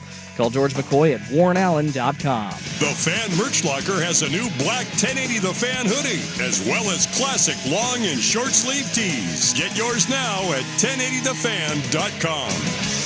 Hear this, right now. Welcome. Primetime with Isaac and Suk. What is going on up here? I never know, man. Unbiased. Shut your mouth. Uncompromised sports talk without the I sugarcoating. hope you're happy. You wasted everyone's life for 30 seconds. Isaac Rupp and Jason Sukanik. Now shut up and let me do my job. The best in sports coverage. This is gonna be great. This is Primetime with Isaac and Suk on 1080 The Fan. All right, nice to have you along. What are you guys doing out there? Bottom line, their ass. We're talking college hoops. Well, let's not forget the big Ethiopia-Djibouti score. Yeah. That we were talking about. Ethiopia won. 6-1. Even though we're not certain that anyone scored a goal. They never kicked the 6-1. ball in the net. No, but Won 6-1. So I was looking at the coaches that are left Mhm. and how many of them wear suits. Yeah. Since you were lamenting that college, or basically just all coaches, NBA, I don't think anybody wears anything but the quarter zip Quarter zip, man. in that league. Can someone mix in a sweater vest or something? Or I want someone to go full Run DMC. Like Chauncey, I'm looking at you. Dude, just wear a full Adidas tracksuit and just get it over with. Oh, that'd be cool. Hell yeah. Well, don't you think isn't it like a league objective, or like the league puts them in that gear? Because they're all uniform. I mean, and by the way, the quarter zip is really ugly. It's terrible. Well, all quarter zips are. Unless you're Eli Manning, for God's sakes, don't wear a quarter zip. It's not a good look. I don't know. Like, everyone wore suits. Like, I don't know if that was a mandate, but literally everyone wore suits. And then COVID happened, and everyone went to the quarter zip, and now it's all quarter zip. I don't see one other coach wearing something different. So of the Sweet 16, by my count, you have 5 who still wear a suit. And I may have this wrong, but I don't think I do. Well, then I'm instantly rooting for them. So Unless you it's someone have that I hate. You have John Calipari Okay. at Arkansas. He still wears a I suit. did see him and Patino were both suited up. Yeah, but Patino's out. Yeah. So of the Sweet 16, Calipari versus Rick Barnes, you'll be rooting for Calipari. Yes. Because Barnes does the quarter zip. Yeah. Houston versus Purdue. Now, this is the worst dressed coach matchup. Oh, yeah. Because Matt Painter wears the quarter zip, but Kelvin Sampson doesn't even bother to wear the quarter zip. He wears the crappy He polo. wears the old polo with like mustard stains on it. And let me tell you something. It's disgusting. Have you seen it? Yes, he is so sloppy He over looks there. gross. And again, I get that the new tech fabrics, like the dry fit, it's comfortable. If mean you've like what got a I'm wearing certain right body, like you're carrying some baggage up top, boy, And most of them are. it's not a good look when you're wearing that performance fabric. And you just got those things swinging in the breeze. Kelvin, and he doesn't care. He does not He's care. just, that dude is sloppy. BYU, Alabama, Nate Oates. Yeah. You have to root against your Cougars. This pains me because Kevin Young is a good looking dude, but Yeah. he wears the damn quarter zip. Well, he comes from the NBA. I know. So Oates still wears the suits. Yeah. Arizona, Duke. You have you have a battle of quarter Yeah, zips. battle of quarter zips. Auburn, Michigan, battle of quarter zips. And Bruce Pearl used to be the suit guy. Yeah, he was a suit guy. He was a sweaty bastard. Do you think he sweats like that in the quarter zip? I definitely think he does. Yeah. Ole Miss, Michigan State. You have 2 quarter zip bros. Quarter zip bros. And then Florida, Maryland, you'll be rooting for Maryland. Now, I don't watch a lot of Maryland, but Kevin Willard had a suit on the other day. The Florida guy wears the quarter zip. Yeah. And then Texas Tech, they're playing Calipari. Yeah. Oh, wait, I'm sorry. I said Kentucky. I put Calipari with Kentucky. Oh. Calipari's with Arkansas. He's playing Texas Tech. Calipari is still wearing a suit. Pope is at Kentucky. Texas Tech is that guy wears the quarter zip. Yeah. Yeah. Mark Pope, your old coach, is playing Tennessee, and you will root for him because he does still suit up. It makes me happy. Sometimes he quarter zips, though. I've seen him in a quarter zip, but he suited up the other day. So The we're going to NCAA tournament, for God's sakes. Dress it up a little bit, Poper. I like so it. Pope, Calipari, the Maryland guy, Oates, and Do I have to root for Alabama? Do I have to roll Tide? who am I missing? You said Willard sometimes wear one at. Yeah, I said the Maryland guy. Yeah, Maryland guy. Oh, maybe it's only 4 then. Damn it. Not many. It's only 4, bro. Not many. A quarter. Yeah, COVID killed it, man. Quarter with the quarters. COVID killed the suit. I feel like Joe Mazzulla, new coach for the Celtics in the last few years, would have been the guy maybe. I just feel like he's, I don't know, the most buttoned up, the one that would like want to look dapper. You know who it is? It's Popovich. Yeah, but he's he's not even even comfortable, man. I also miss the days. Well, Pop where always wore a suit. I liked when Bob, like, if you're gonna do the quarter zip, go full Bob Huggins and wear that weird starter. Bob Huggins would just wear the pullover, the no zip.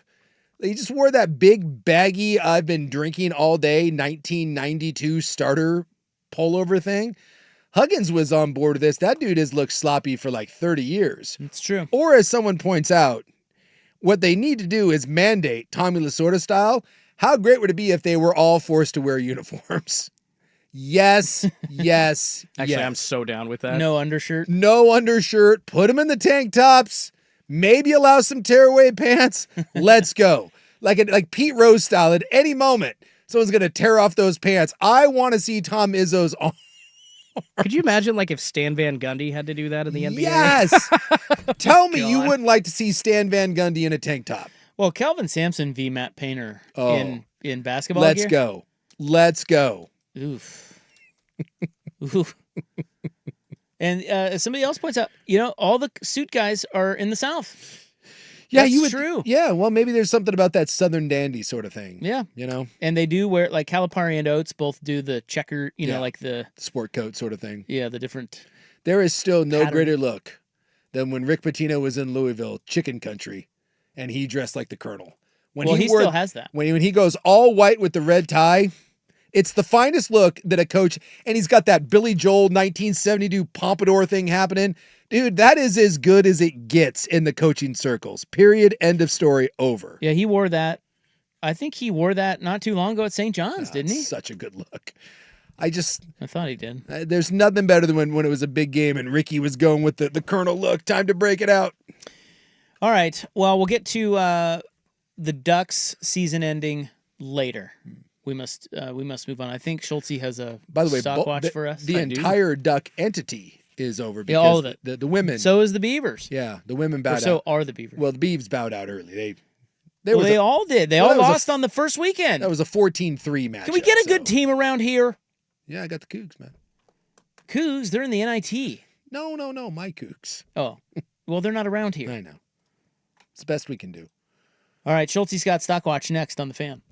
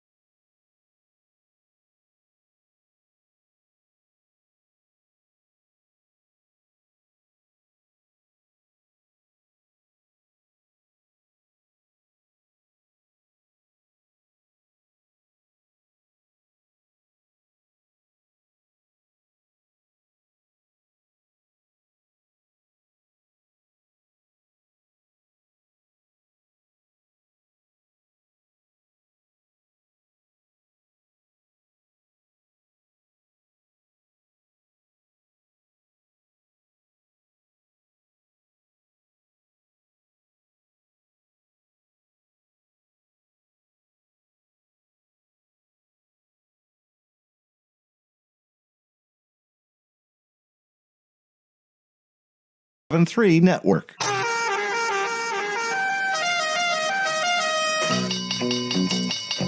It's Primetime Stock Watch. What's all the hype? Are Isaac and Soup buying it or calling BS and unloading it fast? Sounds to me like you guys are a couple of bookies. Is the hype accurate or a bunch of hot gas? Before you buy or sell, listen close. It's easy to grin when your ship comes in and you've got the stock market beat. But the man worthwhile is the man who can smile when his shorts are too tight in the seat. Primetime Stock Watch is brought to you by 1-800-DIVORCE. When you need to take stock of your rights, 1-800-DIVORCE is on your side. Call 1-800-DIVORCE today. All right, in the news is coming up next. Big temperature news for you guys. Hot weather news. Can't wait. Turned out to be a nice little day today. Nice little day. Yeah, it was. Here's God bless. Just giving him compliments all day, huh? Schultze with, Buckley's in Hawaii. Yep. We don't know when he's going to return. He may never come back. He may never come. This may be the one. He's on another vacation that he didn't pay for. Yeah. That's right. Yeah, my wife and I are going in 2 weeks, but we had to pay. So what the heck's that about? Where are you guys going? Maui. Same island. We're going to the, we'll be in Wailea at the Waldorf Astoria. Must be nice. Dude, we should have been board ops. Exactly. All the board ops are leaving, and yet we're constantly hearing about you guys, like your struggles, and yet you're all in super nice villas. I mean, we hear about your great trips to Japan and to Canada and to Mexico, and it's not like we're not all taking great trips. I'm not going. Rob to goes Hawaii. to the Bellagio at Vegas or the Wynn or wherever the hell he goes. 5-star hotel, baby. Bellagio, for God's sakes. Keep me out of the Bellagio. Okay, the Wynn, excuse me. He's on his way to Salina, Kansas, for God's sake, is where he's going. First class all the way. Gonna eat at Martinelli's, just like Italy. Martinelli's like the. It's an Italian restaurant there. Okay. Martinelli's is the non-alcoholic like sparkling cider, which is delightful. Oh, and my wife should remind me. Thank you. She just texted me. It is our honeymoon that we're going on, so that's kind of why we're doing. You left that part out. Wait, well, haven't you guys been married for years? Yeah, but we didn't go. It was during the pandemic when we originally got married. So you're gonna do it, huh? We're gonna do it. Oh a lot. yeah, you got to. Anniversary, you got to. Well, there's a 9-story pool too, so it looks pretty fun. There's a 9-story pool? Yes, sir. How does that work? 9 levels. It's all connected by a water slide, and then all the way at the bottom, there's a nice swim-up bar with a grotto. Oh my god, just so excited. Wait a minute. So when you're at the top, yeah, and you want to go down, yeah, you just pick which level you want to. Yeah, so you can stop. It's not like a whole long water slide, but it stops you at each level. Yeah, and then you can choose to go down into that level or keep going. Or hang. Choose your own adventure. It's pretty awesome. How fun is that? It must be good to be Jordan Schultz. I guess so. I don't have that. Not as good as Isaac and Suk, but all right. And probably not as good as the Ducks, but I think after yesterday, people would argue. Arizona inbound. Glove bounce into Bradley. Ducks trapped. Thrown out. I think it was tipped by Bradley. Oregon ball. The trap worked. All right, so that was Joey Mack on the call. Joey. Trap here on 1080 The Fan from Learfield Sports. It was at that point a much closer chance for Oregon to get the win. I think it was 78-80 at that point. Oregon does lose to the Wildcats in the round of 32, 87-83 in the old Pac-12 matchup, but actually a Big 10 v. Big 12 matchup. People, I would say, after reading some of the comments online, were happy with some of the effort from the players, but I do still see questions about Dana Altman. He is 66 years old, making, I think, more money than people think he should make, at least in the opinions of some angry Duck fans, guys. So buy or sell that the Oregon Ducks can't do any better than Dana Altman as their head coach. I sell that because I think when you're Oregon, and I'm not saying you have unlimited resources, but you have top 3 resources in the country. You play in the Big Ten, which was 10-0 at the beginning of the tournament. You play in one of the 2 power conferences, because there's only 2 in the world of sports now. The Big Ten and the SEC drive everything. On the West Coast, you don't really have another threat. You know, Gonzaga is really good, but there's not another team out west that particularly is scary. So the idea that you can't do better than Dana Altman? No, I wouldn't say that. Do you think that you should try to go and be better than Dana Altman? No. I think Dana Altman is a really, really good coach. And if these people that think that he needs to go for Oregon to take some sort of giant step forward, I don't know what they're smoking, but Dana Altman is not the end-all to be-all at Oregon, and I think they've proved that with football. Oregon has the resources to go out and hunt big if they want to. And by the way, hunting big may not be going to, I know when they got Altman, they were going after the Tom Izzos of the world and something like that. Dan Lanning, who they've latched on to, Dan Lanning was a coordinator at Georgia. If you see any good players, tell them to come here. So I am a Dana Altman fan. I think Dana Altman is a really, really good coach, but to say that they can't do any better, I can't abide that. Okay, they could do better, but they also might not. Yes. And that's a fair statement. That's hard because I don't think Dana Altman is a good coach. I think he's a great coach. And he's a legend. He would be more of a legend if he had a bigger personality. He's just very soft-spoken and understated guy. Yeah. He is a great coach. And I think he's doing a great job at Oregon. Okay? I mean, who has done a better job? Well, you haven't had that many coaches, but he's done a way better job than his predecessors. Yeah. So I don't know what your expectations are at Oregon, but I think they're a little out of whack. Other coaches hate coaching against Dana Altman. Now, if you want to talk about how Dana Altman can improve his tenure, let's talk about that. It's not his coaching acumen. It's maybe the player or the way he goes about bringing in transfers. Yeah. Maybe it's how he builds a roster. You know, everything's changing in college basketball to the point where maybe he's having a tougher time adapting, just like Bill Self, who's a Hall of Fame coach, is, or other coaches who have stepped away from the game, didn't want to deal with it. So maybe Altman is, that's the conversation around Altman, not his coaching acumen. I think that's absurd. It's honestly absurd. He is one of the best. He's probably one of the top. I don't even think probably. He's one of the top 10 coaches in college basketball. And you have him. So what are you bitching about? They want to. What do you think? They want Final Fours and they want. It goes back to your Izzo comment. It's like, you really think you were getting Tom freaking Izzo? Yes, they did. Well, that's the problem, not Altman. Yeah. Right there. I couldn't have said it better.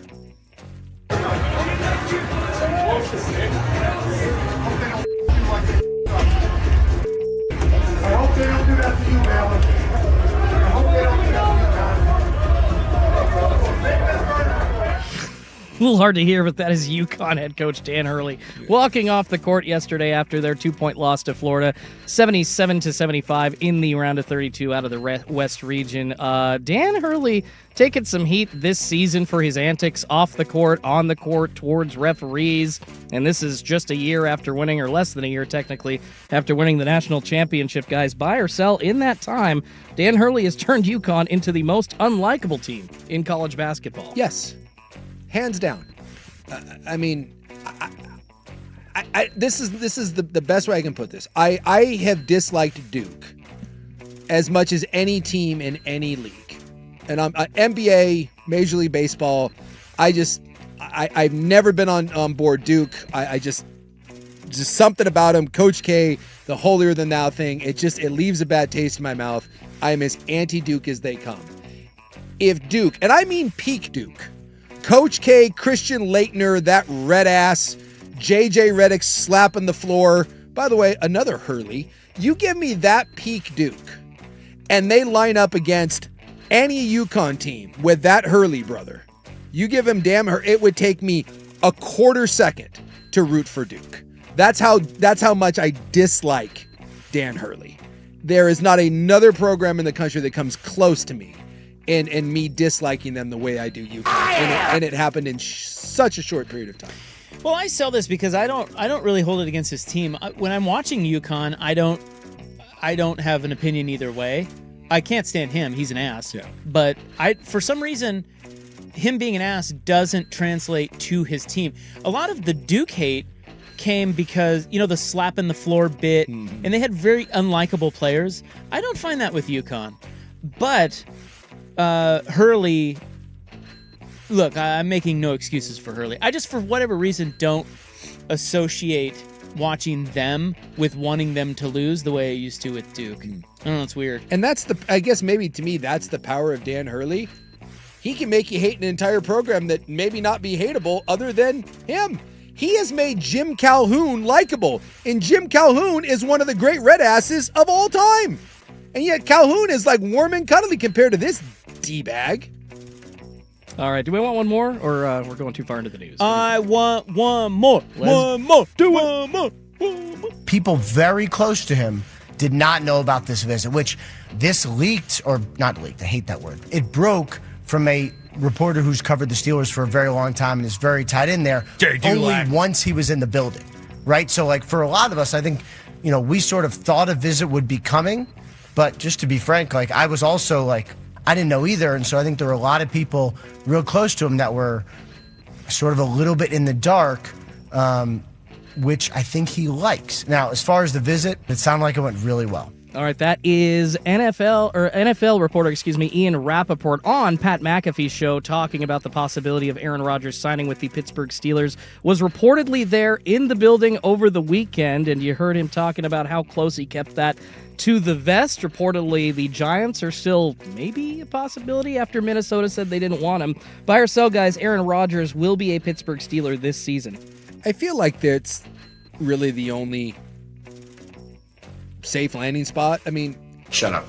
I just don't know. Is he really going to go with the Giants? Is that really what he's going to sign up for? Is to go to look how bad it ended with the Jets, and you're going to go to a worse team in New York. That just makes no sense to me. Pittsburgh at least has some infrastructure where I conceivably, I think you could try to convince yourself it's going to work. It's going to be a disaster wherever he goes, but it's either retire or Pittsburgh. So I think eventually he gets something done in Pittsburgh. And by the way, this will be the death blow.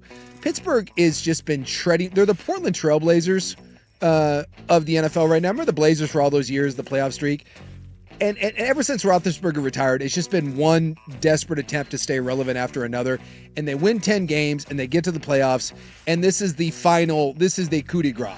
This is the cherry on top of this crumbling mediocrity. Is the Aaron Rodgers thing will just take this thing and maybe this is the thing that finally kills it. Because Pittsburgh eventually is going to have to realize that do something drastic or just be stuck in mediocrity for another 10 years. You know what? I'm going to sell it. I'm going to say he retires. Because I don't think the Vikings wanted him. I don't think the Steelers really want him. And he doesn't want to go to the Giants. I bet you he hangs them up. Hot take. There's your hot take for the day. Yeah. The only thing you hear is that he doesn't want his career to end the way it went out with the Jets. But he wanted to go to the Vikings or the Steelers, and it's looking like they don't want him. It's possible. I mean, Cam Hayward, who's one of the most respected Steelers of all time, is already coming out and publicly being like, I'm tired of this crap. He ain't winning with the Giants. No, God, no. Again, you think it ended poorly with the Jets, please sign up for the Giants. Let's see how that goes. Maybe he can coach the Ducks basketball team. Take them all on a darkness retreat. Stock Watch brought to you by Goldberg Jones. When it comes to divorce, custody, or child support issues, trust Goldberg Jones to help. Call 1-800-DIVORCE. Fun questions answered. Now, from the George McCoy at Warren Allen Sports Desk, a Sports Center update on 1080 The Fan. First on The Fan, the Portland Trail Blazers taking the night off after losing to the second seed in the East last night at Moda, the Boston Celtics. Looks like they've got some more really hard teams to play against in their 10 final games of the regular season. Next up, the Cleveland Cavaliers visiting Moda Center. Portland currently sitting at 32-40, just 2 games out of the final play-in spot in the West. Some good news for the Mavericks. They're actually tipping off here against the Nets in just a couple of minutes, but Dallas star Anthony Davis is expected to be back in the lineup after missing 18 games with an adductor strain. In the NFL, SI.com's Albert Breer says that Texas quarterback Quinn Ewers is going to meet with the Colts, Raiders, Cowboys, Jets, and Saints this week. The Longhorns Pro Day is tomorrow. More sports scores and stories in 30 minutes. I'm Schulte from the George McCoy at Warren Allen Sports Desk. Hurt and missing work? Insurance companies acting like jerks? Don't call your mom. Call George McCoy at warrenallen.com. It's The Fan on FM. Go to 99.5 FM HD2 and enjoy high def 1080 The Fan. Well, hey, what's up? We got some really cool, awesome attorneys to tell you about. They're cool. Why are we going down this road? Well, because they're cool. They're cool. That's what's up. That's what's in. That's what's in. If anyone ever tells you they're cool, I can assure you that they are most definitely not cool. That's fair. Yeah, that's cool is a vibe. Cool is you a just vibe. feel it. And you need third-party confirmation. You Yeah. don't just get to call yourself a rad dude. Well, it doesn't work that way. We're the third party, and we That is have true. confirmed that Ken and Donnie That is are true. rad. They are definitely good people. Yeah. And they're kind of scary attorneys. And if you've ever been injured and you're going against some crappy insurance company that's trying to screw you over, you want a scary attorney. And the thing I like about them is they're not into settling. You know, you see all these attorneys and they don't really want to put any work. They just settle and they're like, I'll take my money and go away. They want to kick the insurance company in the balls as much as you do. Yep. And that's fantastic. The dangly, hairy balls. Ew. Sorry. Probably didn't need that. The dangly, hairy balls Look. of what is it? Deny. What is the Yeah, it's like defer, deny, dip S. Basically, they're Yeah, terrible that's people. it, I bet. Yeah, it's like some attorneys in the business, they just want to make their money, live their life. Ken and Donnie are committed to fighting for you, the Or client. me, or whoever. And hey, they don't get paid until you win. So look, if you've been injured, you need more than a lawyer. Take it from us. You deserve an advocate, and these guys are great. Visit their website, advocateslaw.com. Are you curious about who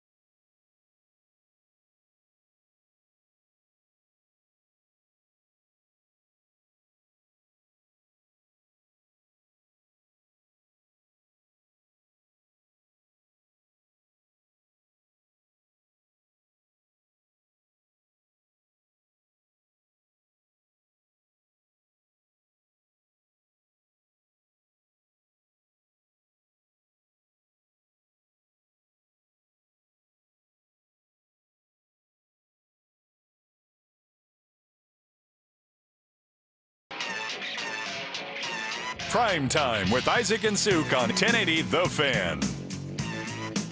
Nice to have you along. What are you guys doing? I'm currently watching a clip of Jesse Owens win the 1936 gold medal in front of Hitler. And cool. It is hilarious to watch the German bros. The idea that they thought that was the perfect ideal of athleticism. That dude, if you haven't seen the clip, do yourself a favor and go check it out. It's circulating right now on Twitter. Why? Or on X. It just random stuff does every now and then. But Jesse Owens doesn't even look like he's trying. And my man to the right of him, because he knows that he's about to get shot and killed for losing by like 9 seconds to Jesse Owens. The look of effort on his face, it's something else. It's just adorable that like Ralph Nader there thinks that he was going to win the Olympic gold medal. If you listen to the audio too, there's an announcer on there and it's like, and Jesse Owens looks like he's making the rest of the field walk there to the finish line. This could be the race of the century. So fantastic. Wait, the race of the century if he blows them all out? But he didn't really blow them all out. He blew them all out. Minus one guy here. who- There's a guy who came up at the very end. Yeah, who was also not white. Yeah. Turns out the four white Europeans in the middle, not very fast. It is March 24, 2025. It is time for In the News. I'm in the middle. Thank you. Thank you so much. It's brought to you by the Advocates Injury Attorneys at advocateslaw.com. Remember her? I think she's just gone away. Kind of glad about that. We don't need to hear from I her think again. she's afraid that she's going to go to prison. Girl, you something else. Scammed some crypto.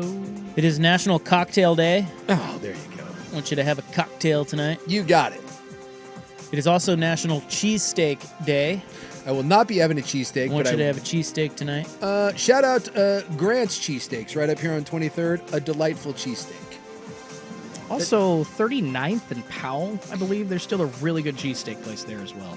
Steakadelphia makes a good one. That's actually what I'm talking about. Steakadelphia, 39th and Powell. There's a one in Vancouver. Philly Blumos makes a good one. I've said it before. In my humble opinion, if we're ranking the sandwiches, I do feel like the Philly cheesesteak, I feel like it's a gold medal contender. Depending on where you're at, I get it. It shifts, but it is on the medal stand. Is that like last meal material? Oh, I would say that. I don't know about that. But not that good. Anything with a bun. Yeah, exactly. Probably not. As far as sandwiches go, I mean, it's hard for me to beat a good quality Philly cheesesteaks. Denick's in Philadelphia. There you go. Okay. The Jonas Brothers will be making a stop this September in Portland. How about that? Yeah. All of the Jonas Brothers? Or all of them. Some of them? Yep. Sent me from noon to 6. Let's go. Not really. Just. Now, this will make you feel old, but it is their 20-year anniversary tour. Oh. Yeah. That does make me feel old. Jonas 20. And the title of the tour is Living the Dream. Because they probably are at this point. Oh, absolutely. Nick Jonas, 32 years of age. What year? What anniversary is this? 20. They started when they were 12? Yes. They were that. Yeah, they were like Disney Bros. Yeah. Joe Jonas, 35. And then is Kevin Jonas the one no one gives a rip about? Yeah. I don't know. 37 I didn't know there was years one old. named Kevin, to be honest. Yeah. I think Kevin Jonas that's the Randy Jackson. This tour is probably the Kevin Jones. I need to make my mortgage payment, so please, older brothers, or I guess younger brothers, help me out. Isn't Joe married to Priyanka Chopra? I thought one of them was married to the Game of Thrones gal. Sansa. Oh. Yeah, you guys are. I don't know. I don't know any of this. Would you get on board what the Jonas Brothers have going on? I know what they look like. They're all with hots. Well, of course, they better be. Yeah. The band Boys Like Girls will be joining them as a special guest for the Portland stop. I don't know Boys Like Girls. I'm afraid to Google that, though. So that'll be in September. Yeah, I don't think that's going to be on my my radar, but, 3 days of 70-degree temps. Ooh. Like this week? Next week? What, you don't know this? No, I don't. Yeah, this week, dude. I don't look at my weather app. Starts today, they said. Really? It's pretty warm out there. Yeah, it was nice. I didn't wear a jacket. I don't know if we hit 70, but it was warm. Today, tomorrow, and Wednesday. But then, thunderstorms. Hell. Bro. Just in time for the weekend to script the golf game? Yeah, it sounds like it. 70 degrees, though, huh? Yeah. Schultz, Supposed are to you be in shorts 78. already yet? Oh, I've been in shorts since like September. I don't think I stopped wearing shorts. I bro. like that Corn Pop's calves can't be contained by pants. No, sir. Lets those bad boys breathe. Got my little singer/fake golfer tattoo on my calf you can all admire. I feel like that's kind of an Oregon thing, or maybe a Northwest thing. I mean, I've been doing it since I was a kid. I was like about to say, since I was like 12 years old, even waiting out at the bus stop at 5:30 a.m., 35, 40 degrees, I was in shorts. When I moved here, one of the many things that blew me away, one of them was how kids wear nothing at the bus stops. Yeah. Here. Yeah. And it'll be like freaking 35 degrees out there. They don't care. And I'm like, what the hell is happening? But I kind of, over time, I'm like, well, I can see how you think that it doesn't really get that cold here. You know, like where I'm from, it's just butt cold and you better bundle up. Yeah. But here I can see where it's like, if it's cold like on a day, I'll just suck it up. But normally it's in the 50s, it's fine. Yeah. You know? Yeah. You know? Yeah. You know what I mean? Well, also, it's like, what? How long are you actually following- spending at the bus stop? I usually try to time it where I would run right from my house to the stop. I'd be there a minute or two, and it worked out. I do think it's a Northwest thing that sometimes people don't admit how cold it is. Yeah, I just have always found that this is not a judgmental thing, Schultz. I love you. I just find, for me personally, no. If I'm wearing shorts, cover your little baby ears. It just has an informal feel to it. Yeah. That I don't know. Going to work, unless it's a really warm day, I find wearing shorts, I feel like Adam Sandler. You see like the photos of like Adam Sandler walking down the road. It's more casual than I'm willing to take it, seemingly on a day-to-day basis. And if it is nice and I'm wearing pants, and someone's like, why are you wearing pants? I often ask them, do you really think that 8 extra inches of fabric really make the difference between you being sweltering hot and nice and cool and breezy? I mean, for me, it does. Everybody's different, but like I sweat really easily, so that's one of the reasons I like to wear shorts. So Swag's a shorts guy year round. He's that no matter what. He wears the shortsy shorts. I tell you, listen, if you lined up 20 people, and you said pick out the person who was born in Oregon, that would be one of my tells. Yeah. Shorts in the winter. Are they wearing shorts in the winter? If they are, I'm like, that person's from Oregon. Yeah. Hell, you guys, I wore shorts when I lived in New England for a year. All right, like even in Boston. Boston. But you were from Oregon. You're from here. Yeah, but in the they don't wear shorts in New England in the winter. But how can you? I mean, did you see anybody that moved from Oregon to Salina, Kansas, in 12-degree weather wearing shorts? I'd be that idiot. So. Well, no, I didn't. I mean, nobody from Oregon moves to Kansas, but if they did, they probably would try to wear shorts in the winter. No one moves to Kansas. You're either from Kansas and you die in Kansas, or you move out of there. So tomorrow they're saying 77 degrees or warmer. Oh my gosh. Yeah. And of course, this means the blooming of the cherry blossoms. Very nice. Isn't that nice? We took the BTJ's dad is in town, and we took him by to see the cherry blossoms. Did he look at them stoically? Yes. I'm not sure he was impressed because he's from Japan, so he sees cherry blossoms all the time, but we felt the need to show him our cherry blossoms. I never know what he's thinking because, again, he doesn't speak. There is no emotion. It's a lot of, it's very straightforward.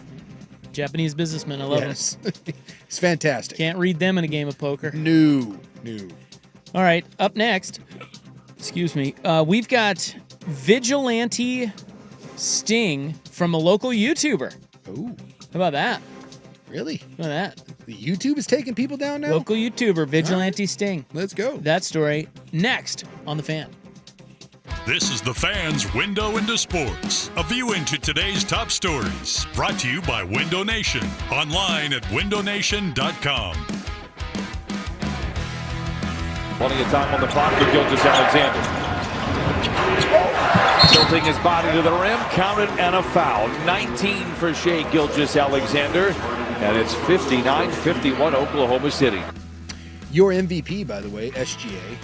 They took down the Clippers 59-12, and yet people are still somehow doubting that Oklahoma City can win an NBA title. Don't understand. I don't think they're doubting him. I think they're just saying, hey, prove it. Let's see it. They're quite good. 9-1 in their last 10. Window Nation right now, get 2 windows free with every 2 you buy. Plus, you could get 0 interest and 0 payments for 2 years. Pay nothing until 2027. Call 866-90Nation or visit WindowNation.com. Schedule your free in-home estimate. Thanks for making the fans' annual basketball party a winner. You can feel the flow, the wave, as it will, as spread.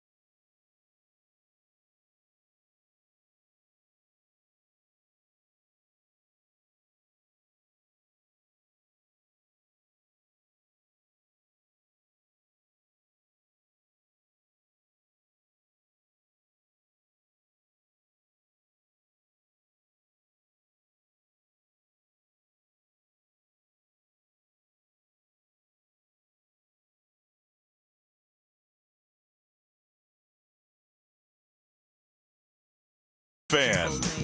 All right, time for one more story here on In the News for March 24. Can you believe that? It's almost April. I know what the hell's happening. What is even happening? Time is moving faster. I know. It's more gray hair every damn day. What does Hootie say? Time, why you punish me? What? Hootie the Blowfish. Don't ever quote Hootie again. Why? It's a great song, man. Come on. That's a great song. Is it not? Time. The dolphins make me cry. Why you punish me? And he sucks so bad that he went country, even though they hate him. Me? I tell you what, I saw his country show on. I'm sorry. It was on TV. Yeah. I don't know. Some weird channel had him on doing a show. Boy. No thanks. It was a little rough. No, go back to those 90s songs, bud. Well, when your career Well, he played some Hootie stuff. Oh, that's good. Darius Rucker, of course. When your career's he's in the great. tank, then you just try to change genres and be like, hey, maybe this group of people who have never heard of me won't hate me. So you like, I only want to be with you. Kid Rock made like $1 gajillion doing that. Yeah, I'm not gonna lie. I was bobbing to Hootie. Were you? I was. Dolphins make him cry. The Mariners make me cry. So let's go, baby. Some catchy tunes. Cracked Rear View, I think that album was. Wow. Throwback to the 90s, baby. Albany police are warning against unauthorized sting operations after a social media content creator and his team orchestrated a fake meeting with a registered sex offender, leading to an arrest. Hey-oh, how about that? Authorities said 34-year-old Charles Mellick was taken into custody Friday at a Walmart in Albany after YouTube personality Gideon and his team posed. And his team. Does he really have a team? Oh, if he's a big YouTube his guy, team. I'm guessing he's got a team. I mean, it sounds like he's got a cameraman. No, he's got friends. He's got a team. It's a team of people putting out great content. They make it sound like this is all professional. I'm sure it's wonderful. Bless you. Thank you. They posed as a minor online and lured Mellick to their location. Police were not informed of the operation in advance and only learned about it after receiving a 911 call from the group. Now, police don't like this when you do this. No, because here's the thing. If you're some dip-ass YouTuber and you lure someone in, one, you may absolutely butcher the investigation and it could be entrapment or you screw it up. Or if the guy shows up and you do an oh gotcha moment and he may just pull out a gun and shoot you in the face. It's probably not the best idea to lure a felon into your secret YouTube trap and then, aha, I gotcha. So they didn't like it. No. And they said... But they got him anyways? Well, they did. They arrested him on an unrelated warrant. Yeah. But they say that the sex crimes in those charges are still under investigation. The cop also said there are serious public safety concerns when you do unauthorized stings like this. Yeah. Oh, yeah. So just don't do that. Well, and that's why they waited until after to call the cops or while it was happening, because if they gave them a heads up, they'd be like, don't do this. What do you do if, like, Brock Lesnar's brother, who's bigger and scarier than Brock Lesnar, shows up at your door and you're like, just kidding, just here doing a YouTube channel, and then he rips your arms off and beats you with them? I'm not going to say that, like, I don't want to crap all over content creators, but whenever you see one of these content creators that one of their pranks or stunts goes wrong, there's part of me that just gets a big old grin on my face. I don't want anyone to get hurt, but every now and then you're like, that's you're like those idiot pranksters. Yeah. Well, I'm torn. I mean, they got this guy arrested. Yeah. You know, so, and apparently this guy, Gideon, or however you pronounce it, he's built a following because he has a vigilante-style bit. He has bits. Yeah, these are very big right now, all over social. He exposes alleged child predators. Oh. And he said that, hey, I defend my tactics because these perps need to be put behind bars, and if they're not going to do it, we will. We will. I'm down with it, but I'm okay with it. I will say that they are popping up about as often as like a new sports betting account that has the picks that are, going to win on social media. Yeah. I feel like we're seeing these popping up just because it's a, easy way to get followers now. So are they really in it for, like helping people, or are they just in it for the social media success? That's what I want to know. Yeah, it's a good question. Just be careful luring in dangerous felons into traps when you don't have any real authority. That's all I'm saying. Just be careful out there, people. He is a star, apparently. I'm reading up on him. He lives here. What's his name? His name is... I don't... Spell it for me. J-I-D-I-O-N. Gideon? Sounds right. I see him here. Okay. Yeah, he's a real person, Jace. 24 years of age. Are you confirming he's real? No, this was like 24 years of in age. October and he's of here in Portland, huh? 2021, he uploaded a video where he was kicked out of a Best Buy due to him entering the store shirtless. Later the same day, he brought a large group of other shirtless men to the Best Buy in order to harass the employee who had kicked him out. That same month, he was banned from Wimbledon for disruptive antics during the quarterfinal match between Jannik Sinner and Novak Djokovic. This is why old Gideon or whatever, well, I appreciate that you're doing the whole get pedophiles off the street. You sound like a douche. He also... The fact that you're harassing a Best Buy employee by being shirtless, you're getting kicked out of sports events, you sound like a D-bag. So he has been kicked out of all NBA and WNBA events for life for a stunt he pulled at a WNBA game, which included him sleeping while the match was playing.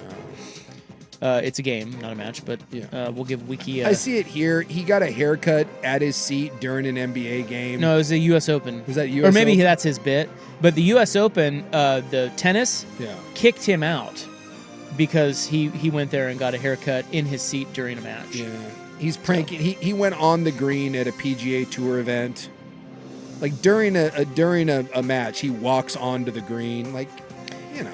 He's got a tab on here for awards and nominations if you'd like. No, I'm good. He won Creator of the Year in 2022 and he was nominated for Creator of the Year in 2022 and 2023 in the Streamy Awards. Well, he is big right now. Dude, he's got like 8 million subscribers. 8 million? Good for you, brother. Oh, You're wow. making a great living. Thumbs up. It's just He is also a Harrison, Arkansas Ambassador of Peace. I'd like to it's just not my point that out. Not my cup of tea, but have at You it. don't even know his content. I'm looking at it right now, and I'm good. We're Although, good. is he really from here? I don't know, but I'm good. Is he really from here, or was just the perp from here? Because that's what the story didn't clarify that. Couldn't tell you. Well, that's all you need to know about Gideon. Gideon, or I'm sorry for butchering your name. Hey, 8 million's a lot, though. I apologize. Please don't come prank me. He might. I wouldn't recommend it. You're going viral, bro. I wouldn't recommend that. What are you gonna do? I've just seen some of these YouTube pranks, and it amazes me that people are as patient with people that are getting in their face. Every once in a while, you see a prankster shot. Yeah. Or shot and killed. Yep. It happens. Yep. Just There's in the news, March 24, 2025, brought to you by the Advocates, injury attorneys at advocateslaw.com. The hot, very hot, 5 at 5 is next on The Fan. It's time for Legends of Hoop, an inside look at the college basketball championships. Brought to you by Legends Casino Hotel, within winning distance. Handoff, yep, same play, and then the roll. Nice help by McNeely. Clayton, downtown hit. Hey, sometimes you just need a dude.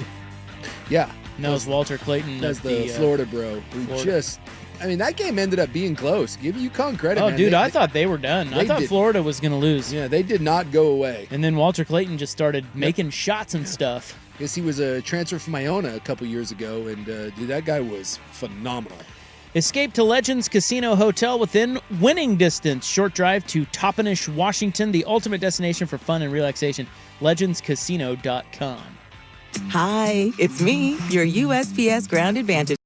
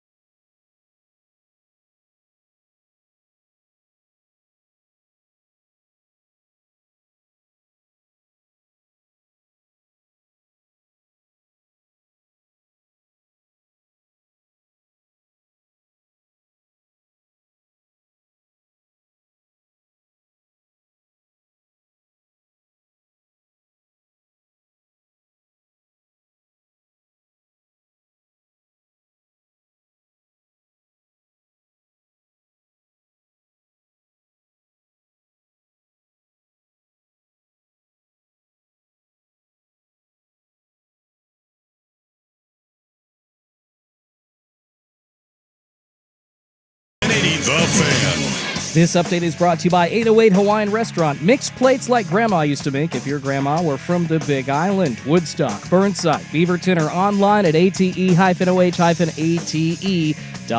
First on The Fan, it's an off night for the Blazers after taking the loss at the hand of the second-best team in the East yesterday, the Boston Celtics, although they still have some hard games to get through with 10 remaining in the regular season. It's number 1 Cleveland from the East at Moda Center tomorrow.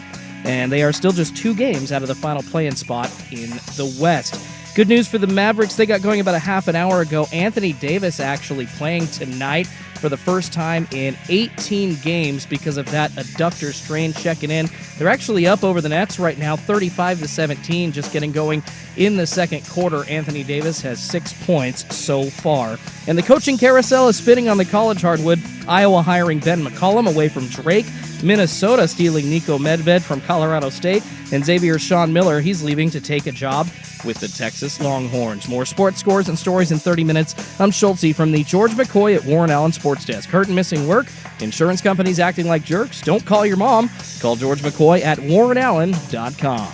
More, please. Golf in the Northwest with Jason Swigard is back. Saturdays at 8 a.m. before the Sinner and the Saint on Portland's sports leader, 1080 The Fan. Good afternoon. At the Tone, Pacific Daylight Time will be... It's 5 o'clock. 5 o'clock. One step closer to my own personal hell. This is Primetime on Sports Radio 1080 The Fan. We expect the best. We're not afraid to break someone. Do you hear me? Primetime is your source for the best in local, regional, and national sports. Go ahead and clap.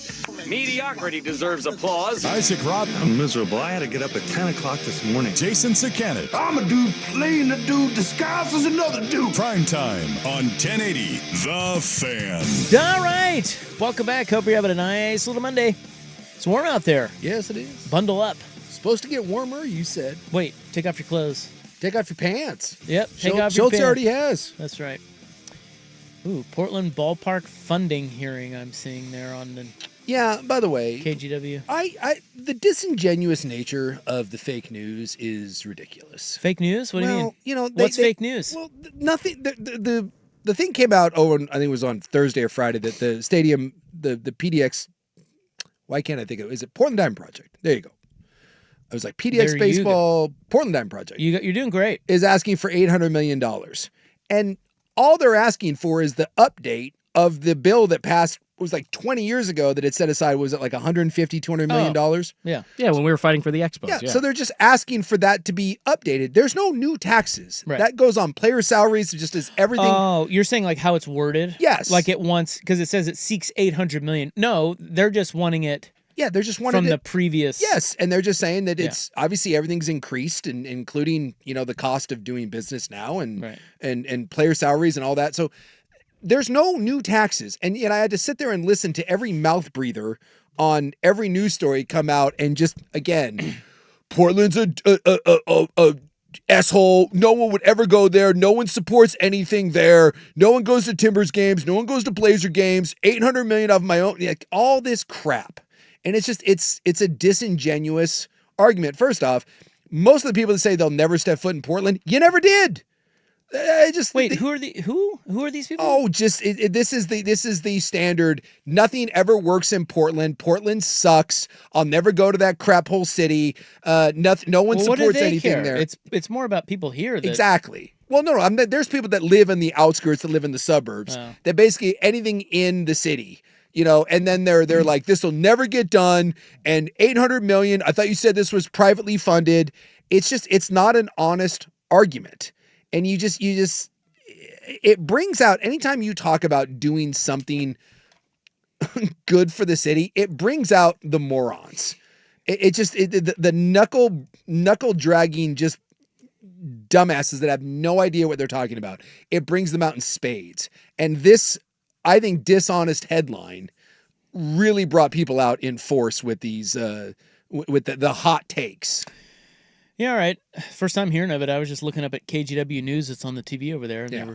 they were talking about it. So on this there. is not new taxes. No one's asking you to go into your pocket. What? This is just an update from something that was already there years ago, and they would repay it with the tax on the players. yeah, player Correct? salaries and all that Yeah, stuff. right.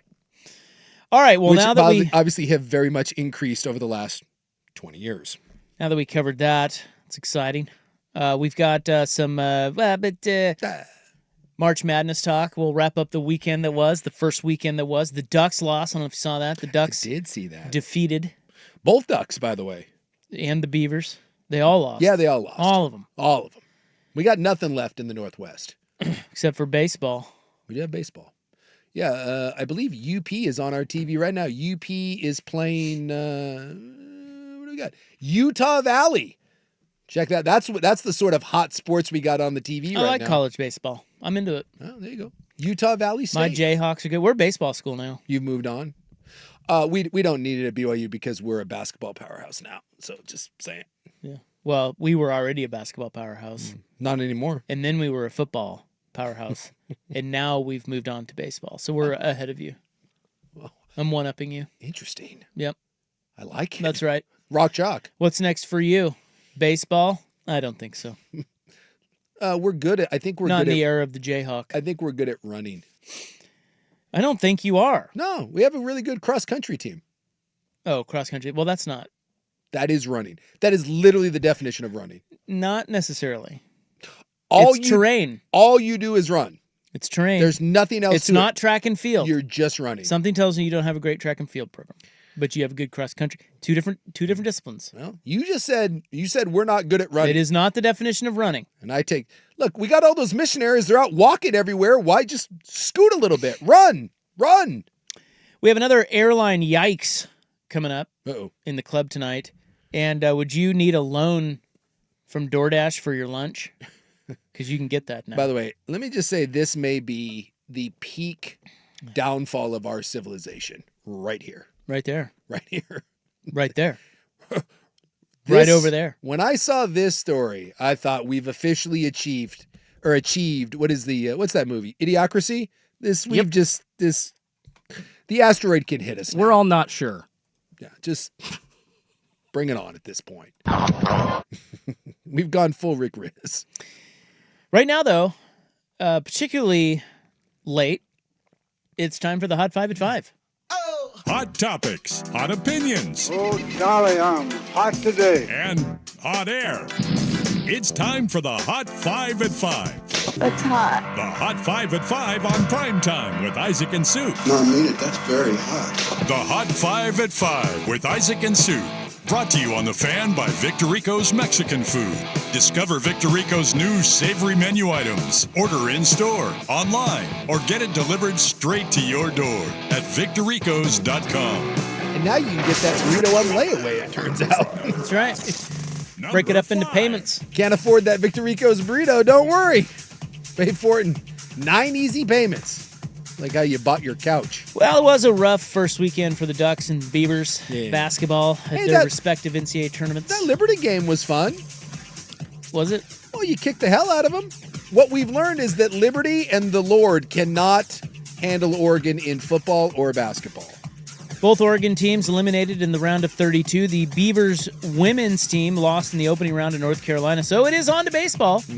Where, as I mentioned, or maybe I didn't, but I'm doing it now, the Beavers and the Ducks are both in the top 10. Nice. The Beavs rank 5th. They're going to play Washington in Hillsboro tomorrow. The Ducks, and it should be a nice night for that, the Ducks are 10th. Their series at Kent State was canceled due to weather, I assume. I would assume so. But I don't know. The Beavs lost to North Carolina 70-49. And dare I say, that's one of the more respectable losses. Have you seen some of the women's scores? Yeah. Oh my As a matter God. of fact, I'm about to give them out right now on the program. Dude, it is shocking the old-fashioned beatdown that some of these schools laid on others. Well, I feel like that's always been the case. Well, I think, but I think it was Don Staley that said, or maybe it was Gino. He said the gap in women's basketball, it's very big right now. So here are your scores from today's women's NCAA tournament action. 3-seed Oklahoma 96, 6-seed Iowa 62. Maryland beat Alabama in 2 overtimes. Hey, How about look that? at 111-108. NC State hammered Michigan State. Texas hammered Illinois, and LSU beat Florida State by 30. And now looking at the scores here, it's kind of like the men's. There are no mid-majors. No. It's all UConn. Power five. UConn beat Arkansas State 103 to 12. 34. Better than I thought. 103 to 34. North Carolina, who beat the Beavs, as you mentioned, they are currently at the half with West Virginia, 24-21. Heels. Low-scoring affair. Arkansas State's leading scorer, 6 points, by the way. It's not a 6 good of the 34. 6 of the 34. It's not a good day. It's not a good day for the Red Wolves. Well, after missing 18 games, Anthony Davis returns for the Mavericks tonight. Yeah, well, there was some talk that they would just shut him down, that was going to be a surgery sort of thing, but I guess they're saying behind the scenes he is pretty pissed off. He is adamant that he wants to try to come back, and the Mavericks, by the way, still in playoff standings. Can I? Yeah, go for it. I think you got to do what's best for Anthony Davis, even if he wants to play. Yeah. Can you imagine if he comes back and then blows an Achilles? Yeah. All for what? The play it? Because he has an ego? They're tied right now, I think, with Phoenix. Dude, shut him down. What are they doing? I don't know. Well, they're trying to bring him back.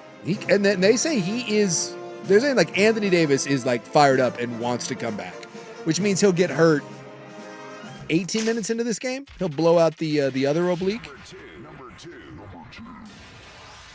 Number 2. Opening day is Thursday. That's baseball. Yes. Even though we already had games that count, now we're back to preseason. Now this is opening day. This is America. Opening day. Yeah. Thursday. Dodgers say Mookie Betts still not ready to go after fighting what he calls a mystery illness. He's got a stomach bug, which probably means he's got the trots. Dude. He's probably got a case of the Rhea. He says, this is kind of scary. He says his body's eating itself. Yeah. He said that he has not been able to keep solid food down since they left for Tokyo. Good Lord. That was last week. Yeah. I mean, when you get sick with a stomach bug, it sucks, but it's never like a week and a half. No, I'm sure he's just on constant IVs, and he says he's drinking smoothies. Yeah, lost a bunch of weight. He's gone from 175 pounds to 150. That dude weighs 150 pounds. Yeah, which probably means that's going to take a while. Even when he gets the stomach back in order, it's going to take a while to get that weight back on. Also, the Mariners have released veteran outfielder Mitch Haniger. He's out. It's over. Schultze, you're a big Mariner guy. Comment. Not a huge Haniger guy. Should have done this in November or possibly last August, but happy that they did so. They're actually eating the money, $15.5 million. I'm shocked by it, but they give their roster more versatility with that release. He sacrificed a testicle for you, and now you're ready to just discard him. No kidding. No, it's not that. No, it's just it is that. I've been reading about jerk. how Mariners fans out there are like, oh, he was a great player. No, he was a good player, all right? He made one All-Star team. He got MVP votes like maybe twice. And if you go and look at Baseball Reference, his most comparable player is Jay Gibbons from the 2000s Orioles. Jay Gibbons? He's a good player, not a great one. Dude, I love getting Schultze fired up. I love that we just brought up Jay Gibbons. Hey, listen, I'm with you. Mitch Haniger was overrated, but I am also with Soup that, I mean, come on, man. He only has one testicle. He gave up a ball for you. He took that for you. Yes. He did help the Mariners get back Some to the respect. playoffs. So there's some respect there. He just can't stay healthy. Yeah, it's not his fault, but for fans to say, well, just because he could be great if he were healthy doesn't mean he is great. Well, we got some coaching news out of college basketball. These are all as expected, but it's official today. Xavier Sean Miller takes over at Texas. Longhorns fired Rodney Terry. Iowa hires Drake's Ben McCollum to replace Fran McCaffrey. And as expected, Minnesota is poaching Colorado State's Nico Medved, who grew up there and went to Minnesota. I love that all these coaches that were like, well, nothing is done, and there's a lot of rumors out there. The only one that was honest about this was Will Wade. Well, I think that's only just because somebody leaked it. Yeah. But yeah, it turns out every one of those leaks was correct. Yeah, I mean, these are the worst kept secrets in sports. Yes. I mean, that was like the number one in the Hot Five like last week. Last week. All three of those. Yes. And everyone was like, well, these aren't done yet. Yeah, they are. Yes, and they are. The moment they're out of the tournament, thanks for coming. And now they'll take half their team with them. Victory Coast Mexican food, 19 locations across Oregon and Washington, now in Lackamas Square in Vancouver. Find a location near you at victorricos.com. When you think of flavor, think of Victor Rico's. Let's put a bow on the Madness weekend, including the Ducks' loss to Arizona, next on The Fan. Thanks for making the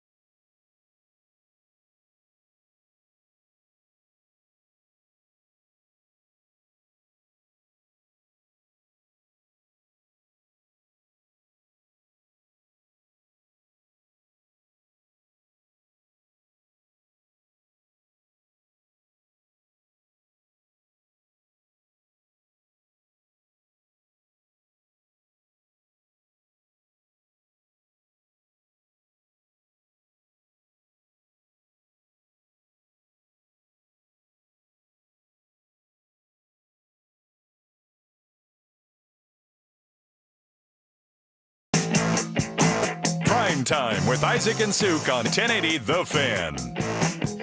Yeah, somebody just forwarded us a link to the Athlon Sports article about Sean Miller getting heat for leaving Xavier again. But can I defend Sean Miller for a moment? Yeah. And say that if you're Xavier and you were pissed off that he left the first time, what on earth did you think was going to happen if he had success the second time? I mean, some of this is on you, dude. You hired him back. What do you think? He's going to just stay there forever now? Like Riley, right? Riley left, came back, and left again. But he's not Sean Miller. It's like going back to a cheating ex, right? Like, oh, they'll be different this time. Yeah, exactly. I think the idea is that Miller went to a big-time program in Arizona, got shamed, right? Kind of run out of town there. And that maybe just there was some gratitude that they gave him, like the shot again, coming home, redemption, and that maybe that would lead to some loyalty. You saw your husband left you for the hot stripper, and then realized the hot stripper was a mess, and then you're like, no, he's grown up and matured. He still likes hot strippers. Yeah, exactly. And why you thought any different? You're the fool. You know, what else are you gonna go get? Well, that's a fair point. I mean, whoever they bring in, if they have success at Xavier, is probably going to leave. Exactly. But that's the whole thing. It's like, but you're mad. Yeah, like, would you be mad if they brought in Ben McCullen or whatever the guy's name is from Drake? Yeah. If they had him and he left to go to Iowa after doing what he did at Drake and at Xavier, are they mad at him? No, they're not, because it was only the first time. Sure. Shockingly, the same thing's going to happen with Sean. I mean, I don't know. This says, look, I'm reading from this article. It says, social media has been ablaze with reactions, with some fans jokingly dubbing it, if you can't beat him, hire him, because, of course, they lost to Texas in the play-in. Others have expressed frustration, accusing Miller of prioritizing personal ambition over program stability. Oh. Good grief. For heaven's sakes. Where have you been? Living under a rock? By the way, after he gets fired by Texas in 4 years for getting bounced in the first round, Xavier will welcome him back a third time, because who else are they going to go And get? here's another one. Yeah, exactly. Many fans and analysts have pointed out that Miller had signed a contract extension with Xavier just 2 years ago, raising questions about his loyalty to the program. Oh, my God. There is no loyalty. Are these people living under a rock? I know. Good grief. What loyalty? No one, and I mean no one, has loyalty to a program, but except like Tom Izzo. Like, he's been at Michigan State forever. He's not going anywhere, like Coach K. But in this modern brand of coaching, and by the way, you can have loyalty to Duke and Michigan State. No one has loyalty to a Xavier. It doesn't happen. Yeah, so shove it, Musketeers. And be happy, dude. That guy took you in his 5 years at Xavier. They went to the tournament 4 out of the 5. He went to the round of 64. Dude, he got better he went to the round of 64, round of 32, Sweet 16, and Elite 8. In 4 years, he went to, about as high as you're going to get. You're so right, though. If he flames out of Texas, hire him again. Exactly. He'll be back. He probably will come back. What else are you going to do if you're Xavier? So he was there 1, 2, 3. Yeah, you're saying the first 5 years. Yeah, the first 5 years. The second 3 time. years have not been that great. No. 27-10, 16-18, and 22-12. Yeah. And that's the other one. If you're Sean Miller, you're like, dude, I'm not that hot right now. So Texas wants to come calling with that big bag of cash. Let's go. Ducks lost. I don't know if you saw that. They're a big. Hey, for one glorious half. They always do that. They always come out of the gate firing. Oregon does one of two things. Either they get up by a bunch and then blow the lead, or they go down by 17 and then come back. It's one of the two. So it was 19-4. Yeah. In favor of the Ducks. Yeah. And it was like, oh, baby. Ooh. Nah. And that's when you live bet Arizona. Yeah. Well, and also, it's hard to win games when you shoot like 50, was it 53% from the free throw line? Yeah, I think they were 8 of, was it? It's low. What was it? It was low 50s. They missed 10. Yeah. It's not good. I think they were 16 of 26. Yeah, I think that sounds right. So when you play a close game and you get nicked by just a few, that hurts. And then you go back and what was the Bill Shanley? You gotta make your free throws. Well, there's nothing more maddening than missing free throws in a close game. And I mean, it's just a ton. They missed a ton. And, look, here's the other thing about that game. Yeah, 12 of 22 officially. Oh, 12. That's what it was. 12 of 22. A robust 54%. Also, too, you shot like 30-something% from the three-point line, too. So when you can't shoot the three ball and you can't make free throws and your offense kind of struggles in general, and you got Bamba taking for some reason, he's got the ball in his hands with a chance to tie the game. I'm not really certain what happened there. That was out of a timeout. Did they draw that up, or did he just go rogue and be like, it's my time to shine? They talked about that on there, and I think they thought they didn't think that maybe he would take that shot. Huh? But, this is the hard part of coaching college kids. Like, Bomba had a nice game. Yeah. And you just think that either he's ends up like, I see a shot, and I'm going to take it. It wasn't it wasn't a terrible shot. He just kind of put his head down and was like, I'm going this way. It wasn't terrible. What do you want, another Jackson Shellstad three-pointer? No, I want my man Nate Biddle. Biddle was throwing the wild hooker out there, man. No, that's fair. I will say, though, they got good. And Arizona center was fouled out. They got good Jackson. Why can't I say his name? No. I'm going to try again. Was Jared Goff on their team? I'm going to try again. Here we go. Are you ready? I'm ready. They got good Jackson Shellstad. There you go. And still lost. Yes. Because you don't always get good Jackson Shellstad. It's also why he was pretty good. Which I don't understand. Biddle and Shellstad were having really good games. They've been your two best players all year. I don't understand in the big moment coming out of the timeout especially with a backup in the middle for Arizona, and you only needed two. I don't get why the ball didn't go into one of those two sets of hands. But Arizona should have sealed that game away multiple times. When Caleb Love came down on that break, when he had the steal, it was a 1-on-3, and then he alley-ooped it to two guys, and neither one of them could hit it. And then Oregon came down and hit a three. You were like, oh my God, Arizona is about to S the bed. And then Oregon was like, no. We don't want this. Arizona is an interesting team. We'll talk more about them tomorrow. Caleb Love's pretty damn good. Yeah. But, boy, if there is a coach you don't trust in college basketball, I give you Tommy Lloyd. Yes. That game, they had all you had to do was just, and then for some reason on that play, like the announcers were acting like somehow it was Caleb Love's fault. On that alley-oop, dude, either one of you just grab the ball and dunk it. I think that would have put them up 7 or 8. They had too many guys at the rim. Yes. There was too many free Arizona Wildcats. And then they gave up a 3 at the other end. It was shocking how poor Arizona played down the stretch. And then Oregon was like, but we can play poor too. Watch this. We'll turn it over. I can get trapped in the corner too. Absolutely. I mean, they were lucky the full court pass, the one that Caleb Love intercepted, the Oregon guy basically just grabbed his hand and it should have been a foul. Yeah. I mean, neither side wanted to win that, and eventually Arizona did. So it just that was not a pretty performance. But the one that's going to haunt Oregon is you're up 19-4 or whatever. You just shoot your season average of free throws or don't make dumb turnovers at the end, and you win that game. They are going to be kicking themselves when they watch that film. Yeah, but if you look around the tournament, can you think of a team that closed the door really well? Like that was in a close game. I think Michigan, I got to give Michigan credit. I thought A&M would beat them. Mm-hmm. And A&M had them down by 10. Yeah. And I tell you what, dude, Michigan freaking stomped them down the stretch and put an exclamation on that game.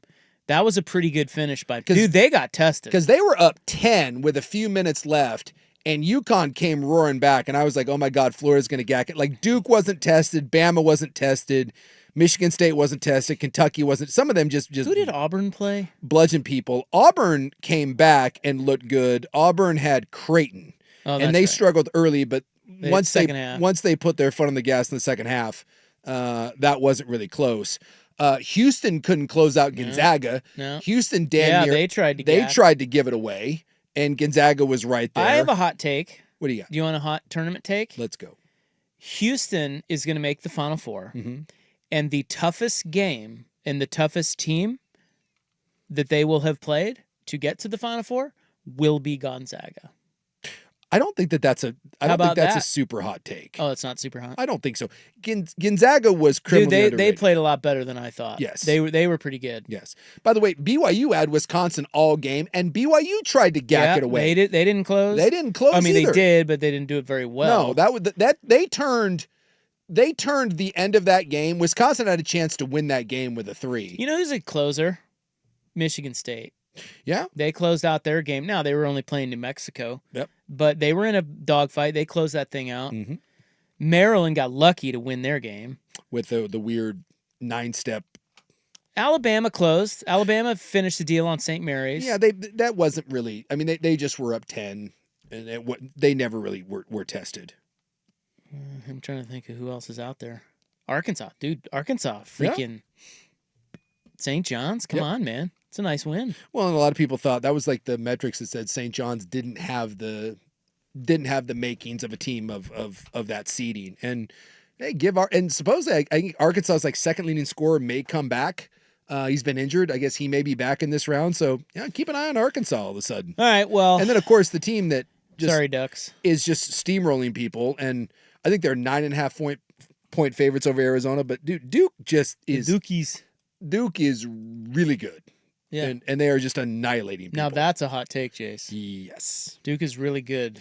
Well, we got good matchups here. We got Duke, Arizona, BYU, Bama could be kind of interesting. Give you that. Ole Miss, Michigan State.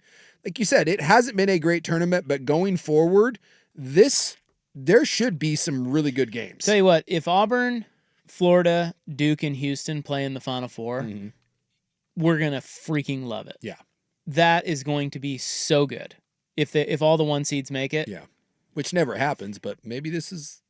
I'm trying to think of a 2 seed that if they got in there, we would think the same. Michigan State would be it. No one's gonna balk at Michigan State. Tennessee, maybe. Yeah. St. John's is out. Who's the other 2? Tennessee is there. Who's the other 2? Purdue's still in. Maryland, Florida. Who's the other 2? I'm scrolling here. Oh, Alabama. Yeah. I guess if they got in, it would still be. And something, but tells then me, you wouldn't have Duke. Well, and something tells me this is usually we need where Duke. The rubber meets the road when BYU plays a team like Alabama. But well, again, spreads. We said this about Gonzaga, Houston, 5.5, 6, and the spread was only 5. Yeah. I pointed that out. I'm like, hey, man, the odds makers don't think so. Same with BYU, Alabama. It's only 4 or 5 points. Yeah, this point spread. So the odds makers don't think Bama's that much better than them. No. Where's my Cougs? Kentucky, Tennessee? We got 3 versus 2 there. If Kentucky makes it through, they've already played twice. Kentucky won both. So, and never, ever, ever trust Rick Barnes.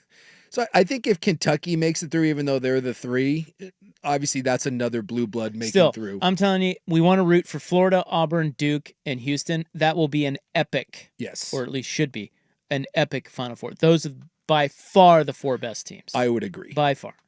All right. Sore loser Dan Hurley edition. Next. Here's Schultz. Now, from the George McCoy at Warren Allen Sports Desk, a Sports Center update on 1080 The Fan.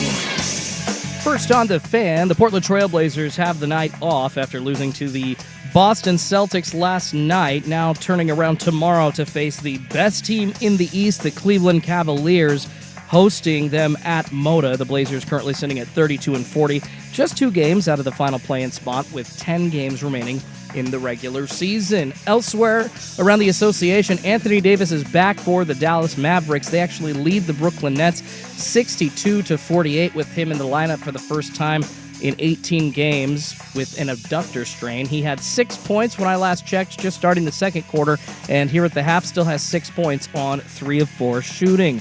Also in the college ranks, the coaching carousel, a spinning still. Iowa hiring Ben McCollum away from Drake University. Minnesota reportedly hiring Nico Medved from Colorado State. And Xavier Sean Miller leaving to take the job with the Texas Longhorns. More sports scores and stories in 30 minutes. I'm Schultze from the Georgia McCoy at Warren Allen Sports Desk. Hurt and missing work? Insurance companies acting like jerks? Don't call your mom. Call George McCoy at warrenallen.com.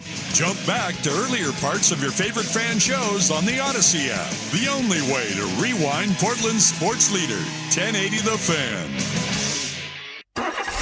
It's time for Who's Leading the Charge. A look under the hood at the coaches, players, and teams getting it done. Brought to you by Battery Exchange.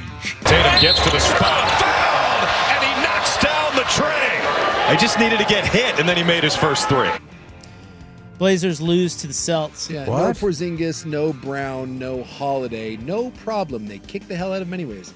The best part is after the game, Chauncey goes, yeah, with the exception of the fact that they're just better than us, they're the world champions. I was real happy with the way we played tonight. So, okay. What are you going to do? Battery Exchange, mention code BXT10 at checkout for 10% off your entire purchase this month online at batteryexchangewithanx.com. Hey, it's Dirt here for Crunch Fitness. March right into Crunch Fitness this month and pay just $1 to enroll in the Peak Results membership and get your first month free. You can learn more at crunch.com or just stop.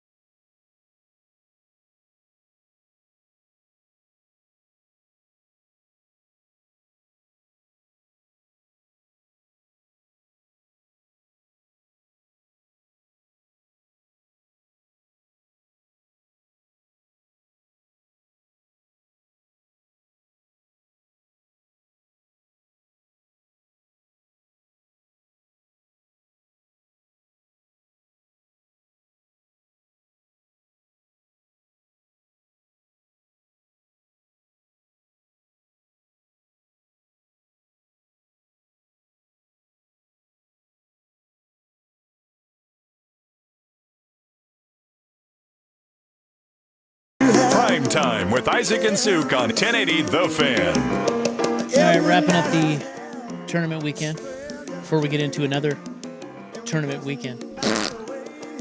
Somebody mentioned that Del Orso kid, the kid from Arizona that kept bringing in for the free throws, you know, with the hair. Yeah. Did you see his mom? They showed his mom. I don't recall. I got a kick out of it. Well, you know, Del Orso, he's the kid, he's from Australia, and if you're watching Oregon, Arizona, he has kind of an afro, but not really because he's white. Yeah, it's like shaved on the sides. And it's shaved on the sides. Yeah. Completely. It's an interesting look. Very interesting look. Well, they pan up to the stands and they show his mom. She has the exact same hair. Oh, and looks just like, I mean, it is like spitting image. Only her sides are grown out and they're a different color than the top. Well, now I kind of need to see this. I've been looking for the photo. I can't. don't Somebody remember screen grabbed it. I can't find it. Did you also happen to see the little dude that Duke brought in to close out the game? It was pretty amazing. No, I did. I watched none of Duke Baylor. Duke needs to get in a close game before I watch them. Yeah, I don't know why. It happened to be on the TV, and you know, sometimes, like, who was it?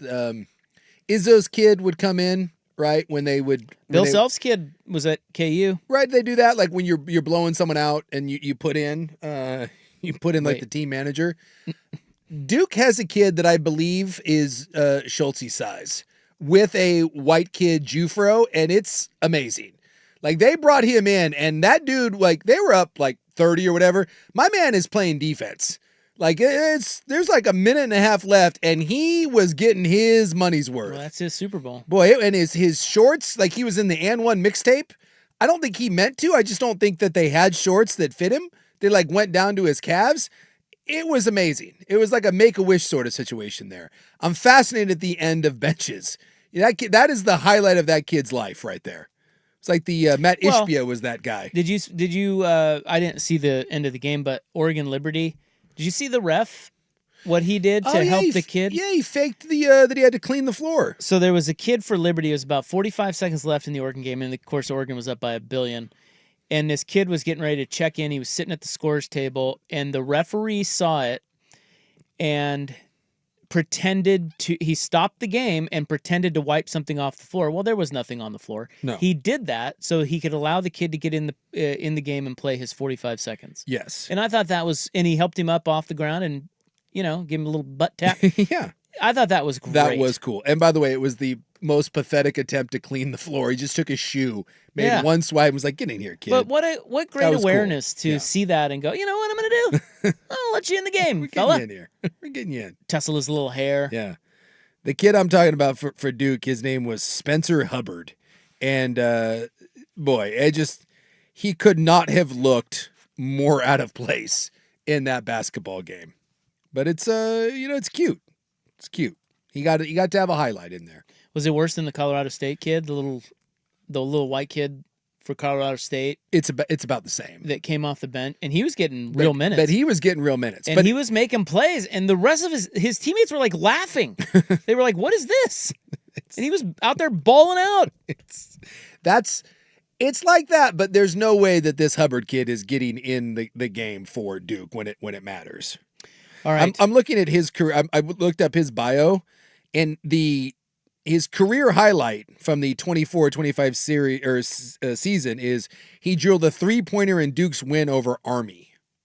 Nice. That was his big. He also scored 5 points, a new career high against Florida State, making a fast break layup followed by a 3-pointer. So it's obscene. It's obscene. It is obscene. All right, Dan Hurley and Rick Pitino wrap up the hour next on The Fan. It's time for a Ducks Report, the inside story on Oregon athletics. Brought to you by Mods PDX. The future of building is here. 87-83 final in another classic between Oregon and Arizona on the hardwood. Poor Joey. It was a classic. Sounds so sad. Yeah, you can. So sad. Yeah. Well, they had it. It was there for the taking. Got to make your free throws. I mean, yeah, it was. They probably should have won that game. Yeah. They're up 19-4, for God's sakes. And then they gave up a 19-4 run. Yeah, it's not good. It's not good. And then they were down and looked to be buried, and then they came back, and then they couldn't make a free throw. Both Biddle and Shellstead are enrolled for spring classes, thus leaving the door open that they... Well, where's Shellstead going? He's not going to the NBA. Saying they're both... Neither is Biddle. What the hell? Get back. Get your ass back to campus. They may come back. Mods PDX, the future of building is here. The home of dirt and spray. I'm dirt.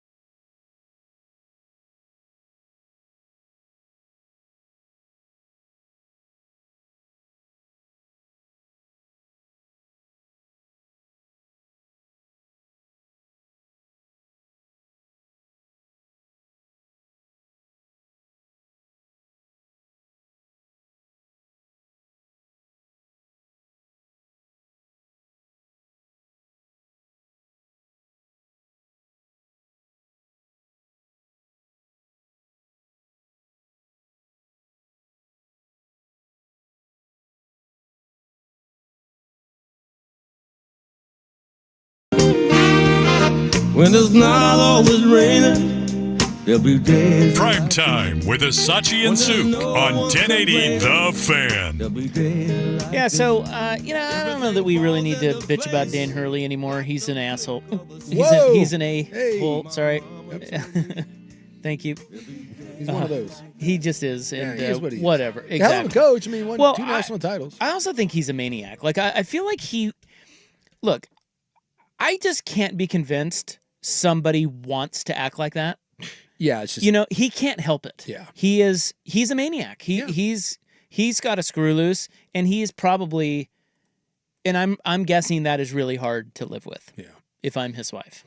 Well, it's the Jim Harbaugh thing. Even Jim Harbaugh's wife says that he's hard to be around, but Yeah, but he doesn't. I think that the difference with Hurley is he seems to get uncontrollably angry, and it's an impulse. He cannot control it. No. Whereas I think Harbaugh is smart enough to he's just a jerk, but he doesn't get. There's something different about Dan Hurley's craziness as opposed to other a-hole coaches. I don't know if you think that, but I do. Seeing his behavior, dude, he is a grade A. You know what? It certainly seems that there is a trend here because his brother, who's not as successful, but his brother Bobby is like that at Arizona State.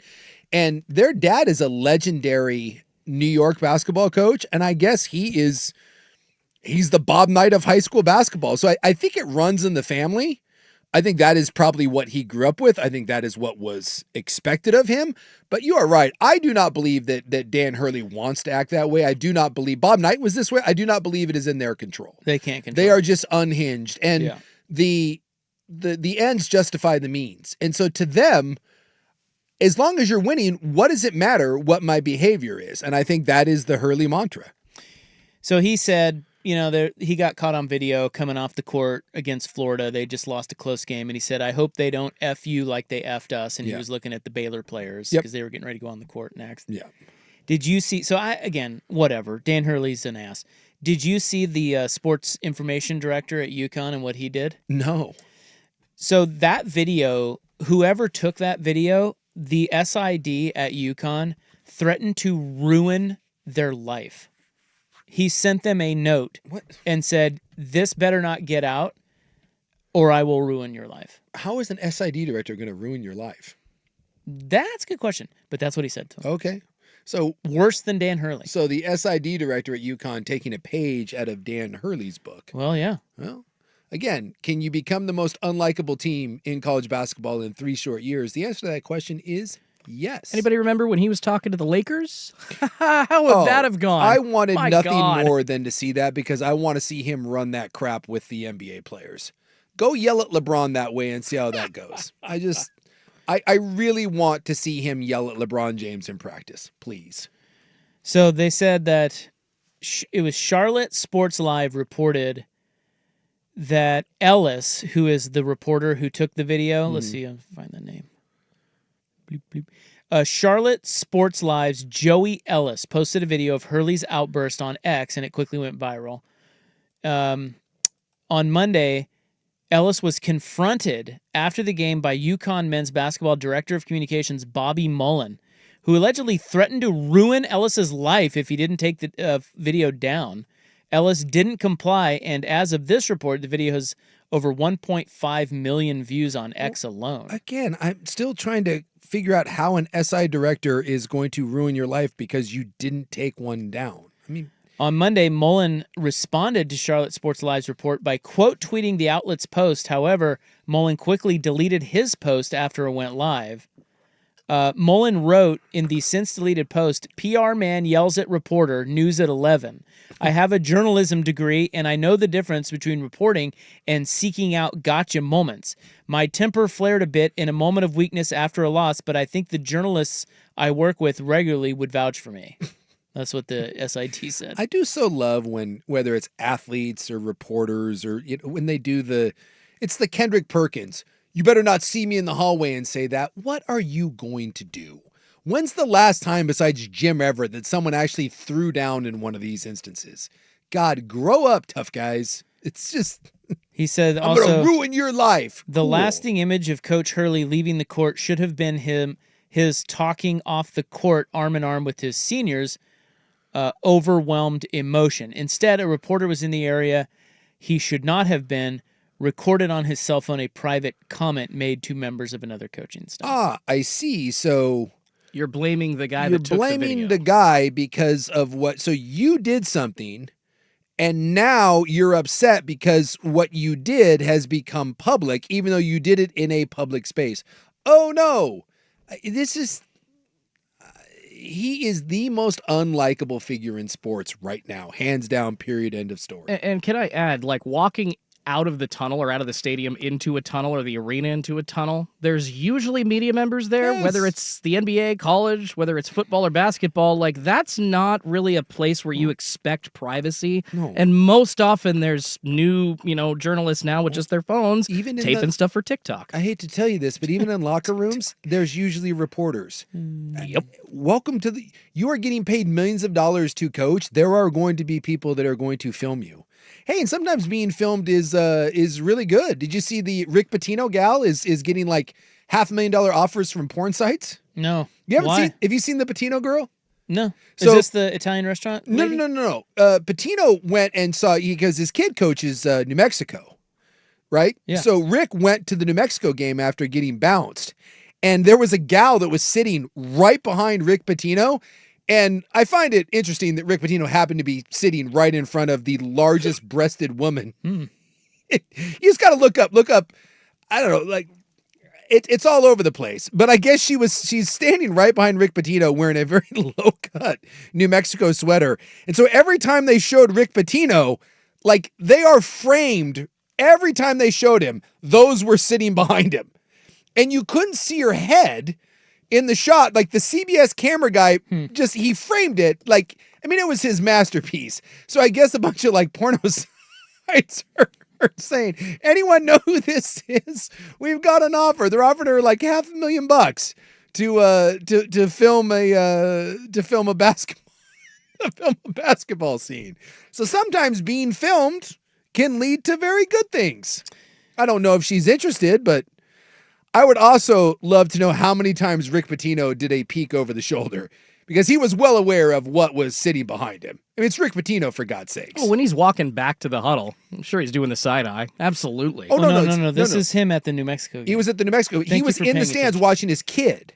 So he was sitting right behind the New Mexico bench watching with his a son. scarf on. With a scarf on. And then right over his shoulder are just, dude, they're fantastic. And I just love that anytime the camera showed Pitino, they framed it perfectly.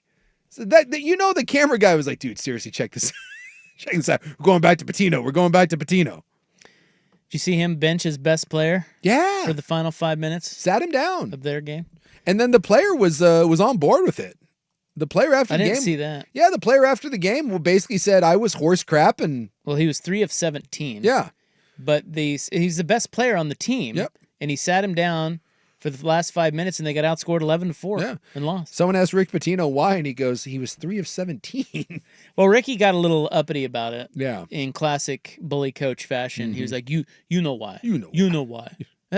No, he's their best actually, player. Everybody's asking why. Normally the best player, even having a bad game, you keep running him out there. That's a clown question, bro. But after the game, I forget what that Thanks, kid's Bryce. name is, but the kid seemed to kind of Luis, something like that. Yeah, I'll try to pull up the quotes, but the kid seemed to kind of defend Rick Pitino and said that he let everybody down, and he was kind of devastated, but he wasn't throwing Ricky under the bus. Yeah. And that's not a thing. Normally, if you sit down your best player, that kid's going on and ripping some people. All right, that's it for sports. We're done with sports. Forever. It's over.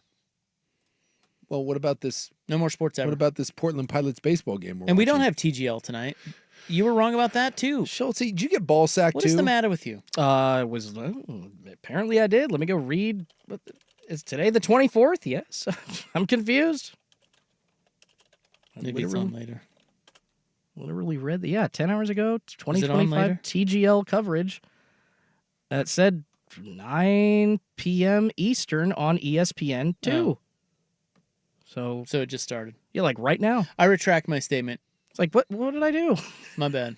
It's all good. That's on me. I screw up every day. Being a man of increase? I was trying to be a man of increase. Yeah. Well, you admitted when you were wrong, which indeed makes you Yeah, I was wrong. a man of increase. I thought TGL started at 4. It doesn't. They're going prime time. What does Michael Scott say? It takes a big man to admit his mistake, and you are that big man. Congrats. Very big. Like, really big. Makes me uncomfortable. Like, I mean, you don't even want to know. You know what I'm saying? No, not really. All right, should we break, Schultz? Yeah, why not? We could, yeah. Let's do it. All right, coming up in the club, DoorDash loans. The downfall of society. And I have another yikes from an airport with an airliner. Oh. A jetliner. So that's next on The Fan. Black Dome. What if the key?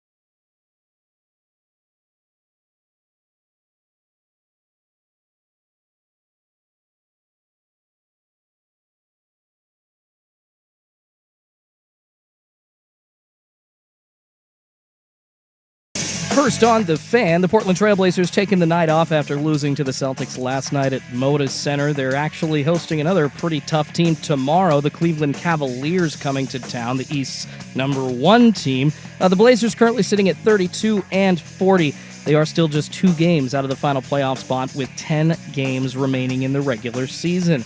Looking at the NBA in action tonight, good news for the Dallas Mavericks. They have Anthony Davis back after an 18-game stint on the injured list because of an adductor strain. He, in 18 minutes so far, scored 18 points on 4 of 5 shooting. He's grabbed 5 rebounds in the contest as well. Once again, about 3 minutes to go in the third. Dallas lead Brooklyn 85-70. In college, the coaching carousel is a-spinning. Iowa hiring Ben McCollum away from Drake. Minnesota reportedly hiring Nico Medved from Colorado State. And Xavier Sean Miller leaves to take a job with the Texas Longhorns. And in the NFL, SI.com's Albert Breer stating that Texas quarterback Quinn Ewers is going to meet with the Colts, Raiders, Cowboys, Jets, and Saints this week. More sports scores and stories in 30 minutes. I'm Schultze from the George McCoy at Warren Allen Sports Desk. Hurt and missing work? Insurance companies acting like jerks? Don't call your mom. Call George McCoy at warrenallen.com. The Fan is live on YouTube and Twitch. And now, Window Nation brings you on-demand videos. Watch Window Nation's window into 1080 The Fan. The following show may contain adult themes not suitable for children.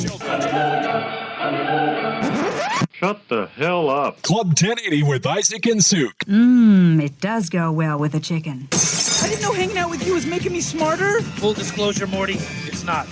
Temporary superintelligence is just a side effect of the mega seeds dissolving in your rectal cavity. Oh, man. Yeah, and once those seeds wear off, you're going to lose most of your motor skills, and you're also going to lose a significant amount of brain functionality for 72 hours, Morty.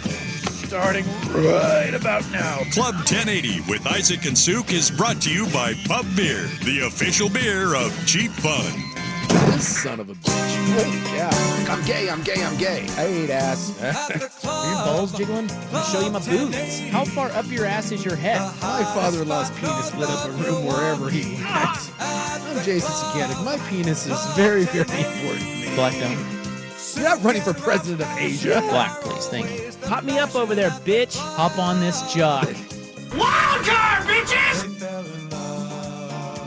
Well, I really enjoy the show. Thank you. Bye. I love that old lady.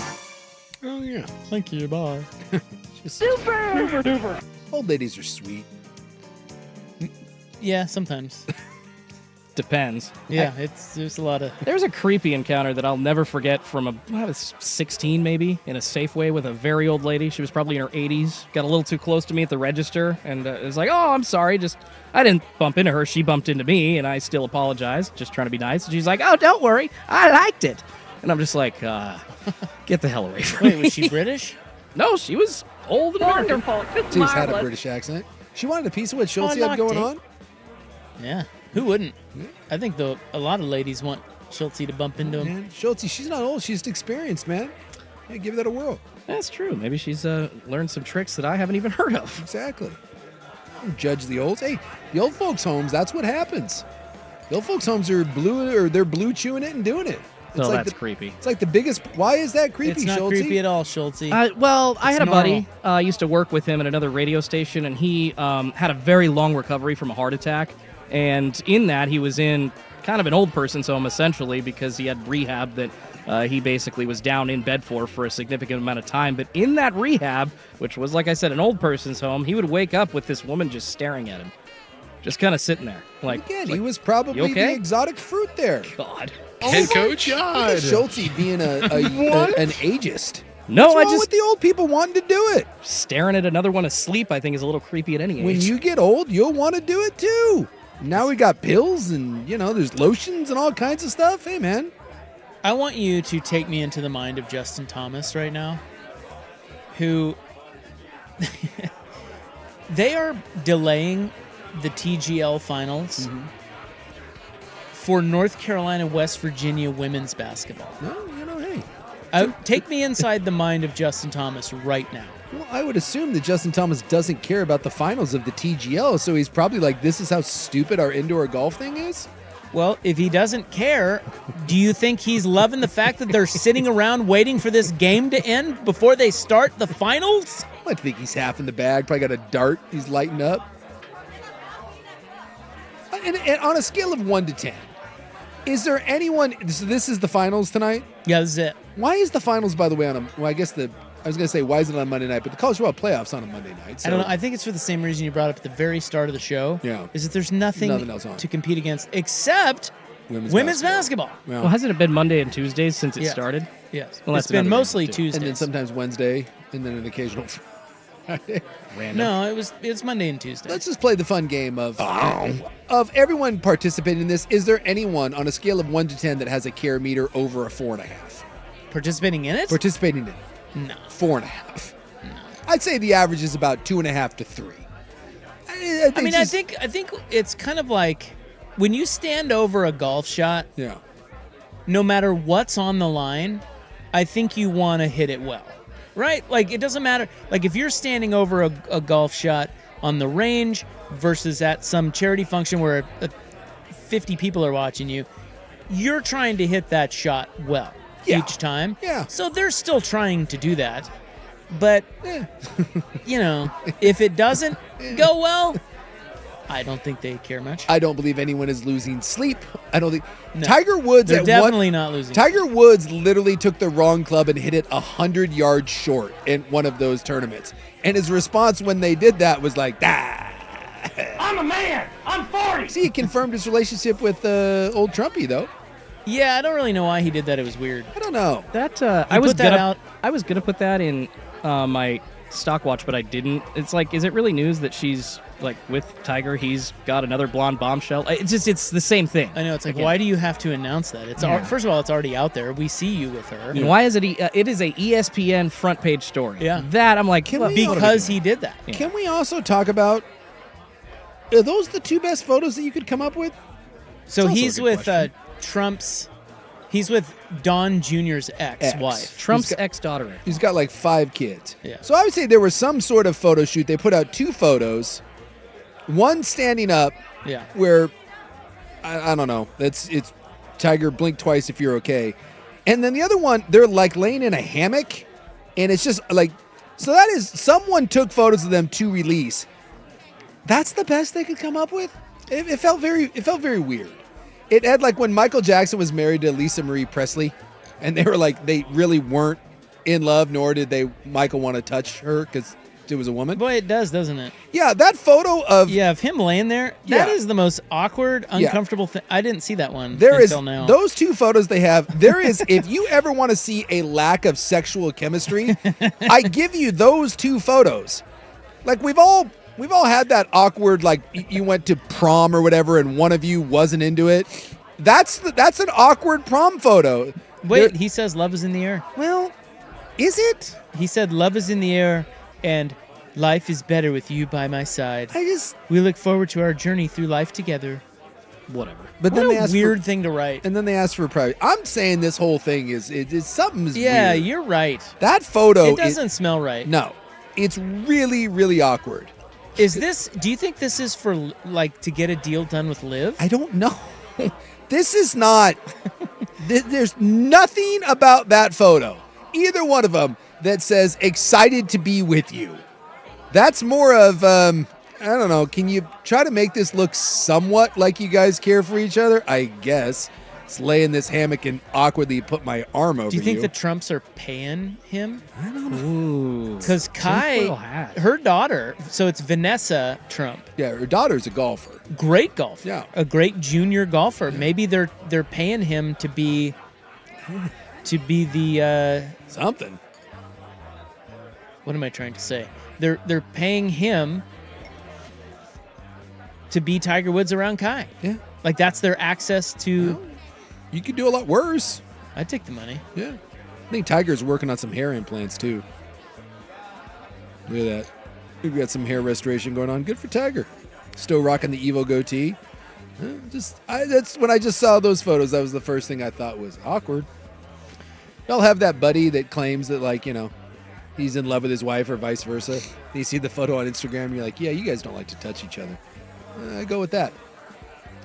All right, we've got DoorDash news coming up next on The Fan. Check out The Fan merch locker. There's a lot of people. It's like Woodstock, except everybody's got their clothes.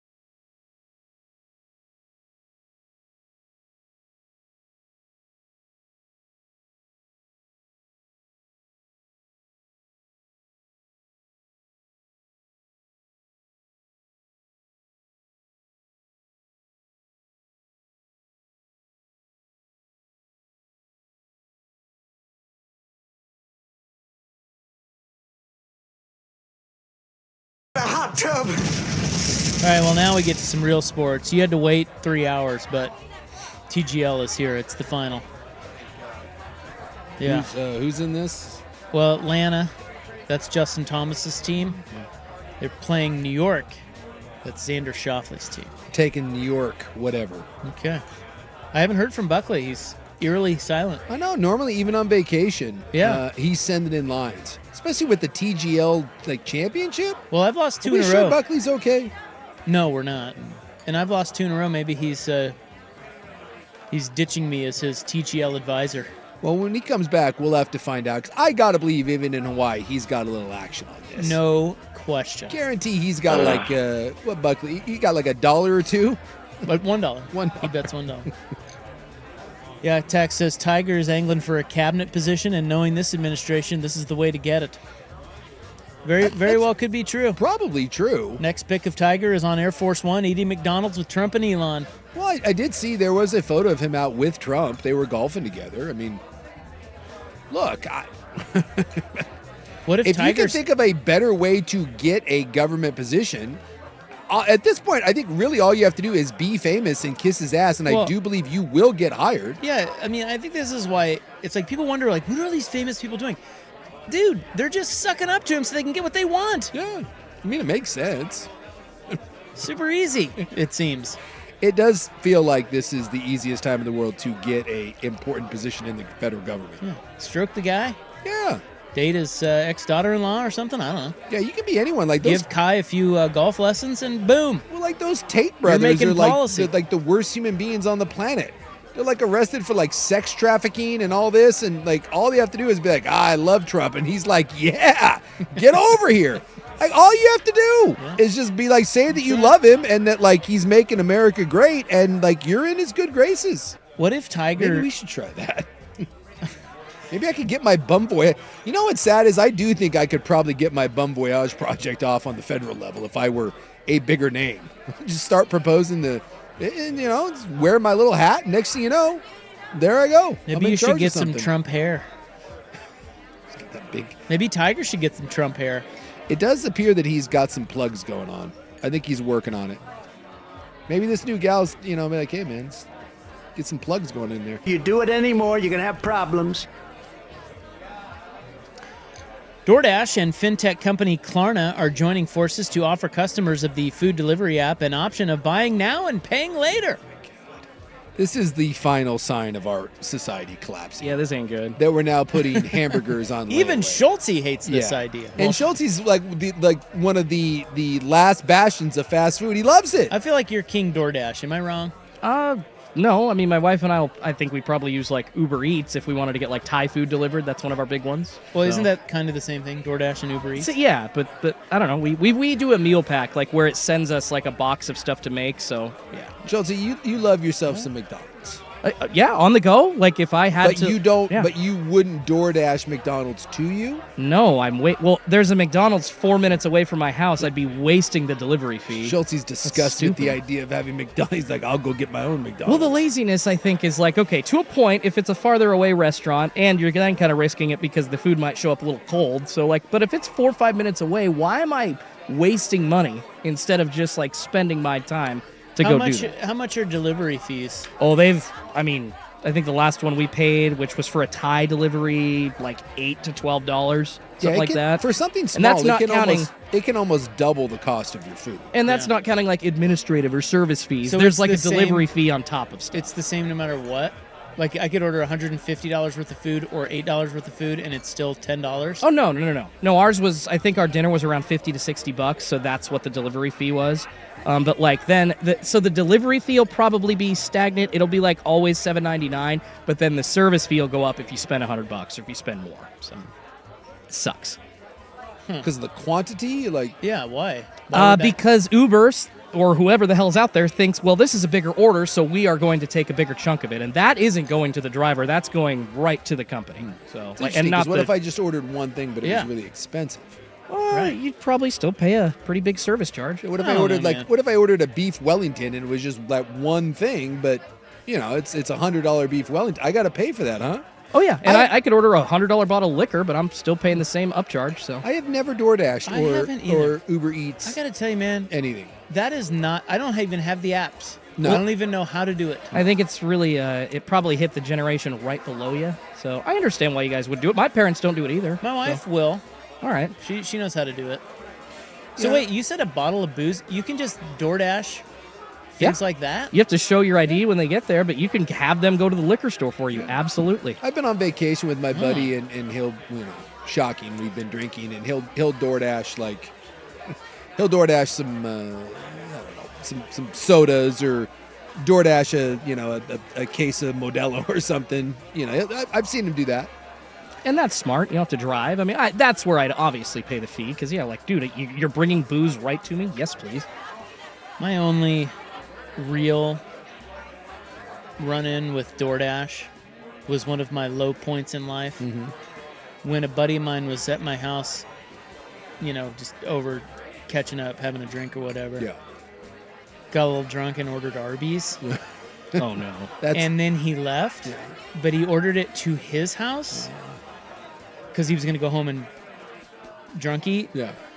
Well, it showed up at my door, but I didn't see it until the next morning. You ate it, didn't you? I ate all of it. Yeah. And that beef and cheddar, it's good. So I opened my door at 6 or 7 in the morning, whatever, and there's a bag of Arby's, and I text him, I'm like, hey, dude. He's like, oh, that's where my Arby's was. I'm like, yeah, I'm going to eat it. He's like, don't eat it. Eating it. You eat it. Yeah, that is a shameful thing. Me and my buddy went out on St. Patrick's Day. We were down at the Kells boxing match. And afterwards, we were doing the Uber home, and we asked the Uber driver if he could swing by. Shocking development, we were going by McDonald's, and it was like 1:30 in the morning, and we saw the McDonald's was open. We're like, hey, can you got an extra, there's a tenner in it for you if you just swing through the McDonald's. So we go through the McDonald's thing, and we get it, and we go back to his house, and we eat the McDonald's, and with a really high-end bottle of liquor, because we're classy that way. And seriously, we had like a $2,000 bottle of tequila at McDonald's at 2 in the morning after eating and drinking all night at Kells. Man, after my own heart, baby. It was a hell of an evening. So that's how Schulte does it. Yeah, so I was staying at his house. I wasn't going anywhere. And there was one Big Mac when I went to bed that was just sitting out, like container open, right? And just sitting there. And I go upstairs. And so I woke up the next morning. He was still sleeping, so I was going home. So I wake up, go downstairs, get in my car, drive home. And I was talking to him later that day, or it might have been the next day, and he goes, hey, so I got something shameful to admit. And immediately I looked at him, and I said, you ate that Big Mac, didn't you, you fat? And he just started laughing. He's like, yeah. Came downstairs like 2 in the afternoon. And the moment he said, I have something shameful to admit, I immediately knew it. You know why? Because I thought about it. Yeah. When I came down the stairs, the only saving grace is that I felt that it was a little too early for the Big Mac. Yeah, I would have had the same thought you did. Yeah. Because that's hard. Like if you put any red-blooded American, if you just set it out and you're hungover, dude, that's hard to keep your mitts off of. I don't even care. It's gross. Of course it's gross. Whatever.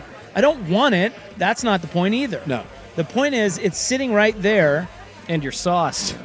Yeah, a little hungover. Like, I just love that that's all it took. He didn't have to explain anything. Hey, I got something shameful. Oh, I know what you did.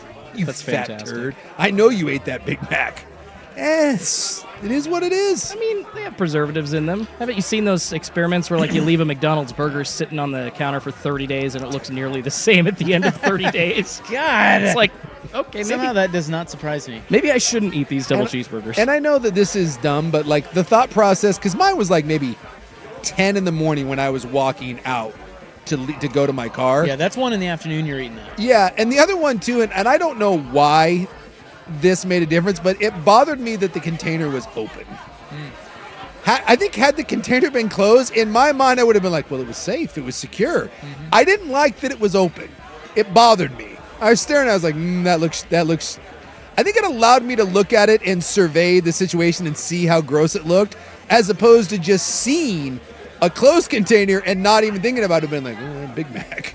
Open that thing up and have at it. Well, yeah, you see it and you're immediately disgusted. Yes. But if you don't see it and you open it, it's like a fun surprise. Exactly. You're like, wait, there it is. I have to eat it. Ah, I don't want that. I really think that's what stopped me. And the other one was, I really did. I thought about it. I knew that if he woke up and came down and saw that Big Mac was gone, he would immediately phone me and make fun of me. And I don't think I was prepared for that level of shame. Did you eat that Big Mac? And me being like, maybe. And the shame just went back on him. We got the cop to it. It was a shame off. So DoorDash customers will have their option of either paying in full, pay in 4 equal installments, or postpone payment to a more convenient time, such as the date that aligns with their paychecks. Let me just state this for anyone out there. I get it. We're living paycheck to paycheck. Times are tough. If you can't afford a burrito and you need to wait to buy it, you don't get the burrito. And by the way, why, if you can't afford that burrito, are you picking the most expensive way possible to eat that burrito? So you don't have the money to pay for your sandwich, and you're going to choose to double the cost of your sandwich. That makes no sense.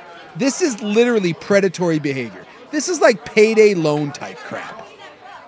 Imagine like having your credit ruined because you owe $1,000 to McDonald's. Thankfully, I was looking at this. These are not reportable to the credit bureaus yet, but I do believe I just read that the Trump administration proposed that they want to make these kinds of things reportable. So a little scary there. It is just, that is, I can't imagine how pathetic you have to be to put your fast food on layaway. And by the way, not fast food that you then are too lazy to walk your fat ass to the store to get said fast food. No, I need it brought to me. Yeah, I can't even afford to pay for it, but don't worry, that's a problem for future me. This is literally the worst thing that I've heard in months. Apparently they're saying they don't charge interest, but I don't see how that's... I don't believe that for a second. That's impossible. It says it relies on customers paying on time as opposed to credit cards. Those who miss payments are cut off from deferring more, a practice that leaves 99% of its lending repaid. Well, they're maybe not interest, but technically I believe they add a few bucks. Like if you're doing a payment plan, it's like not the same cost. You got to pay a little bit more. So it's maybe not be interest, but it may be just like a total bill. I don't know what they're calling it. So in other words, it costs more to do it that way, you're saying? Yeah, as exactly. Opposed to them charging you interest. Its average user owes the company $100. They said on average. I wonder how many users owe $100. Again, to everyone out there, if you can't afford to pay for your sandwich, don't eat the sandwich. Maybe it's time to... Well, what am I supposed to eat? Walk and get the sandwich. Or maybe get something... I can't afford the sandwich. So now they're giving me a way to eat the sandwich that I can't afford. So I can't go buy it. I think there's cheaper ways. I need a loan. I think there's cheaper ways to eat. How am I going to eat cheaper? I do not have 1 penny. How am I going to eat? It's the payday loan. I love the commercials, right? Those payday loan places where the guy's trying to buy the most frivolous thing ever. And they're like, don't worry, we'll give you $500 instantly. And the guy's like, amazing. At 39% interest. Awesome. Thankfully, the old predatory payday loans are kind of illegal now.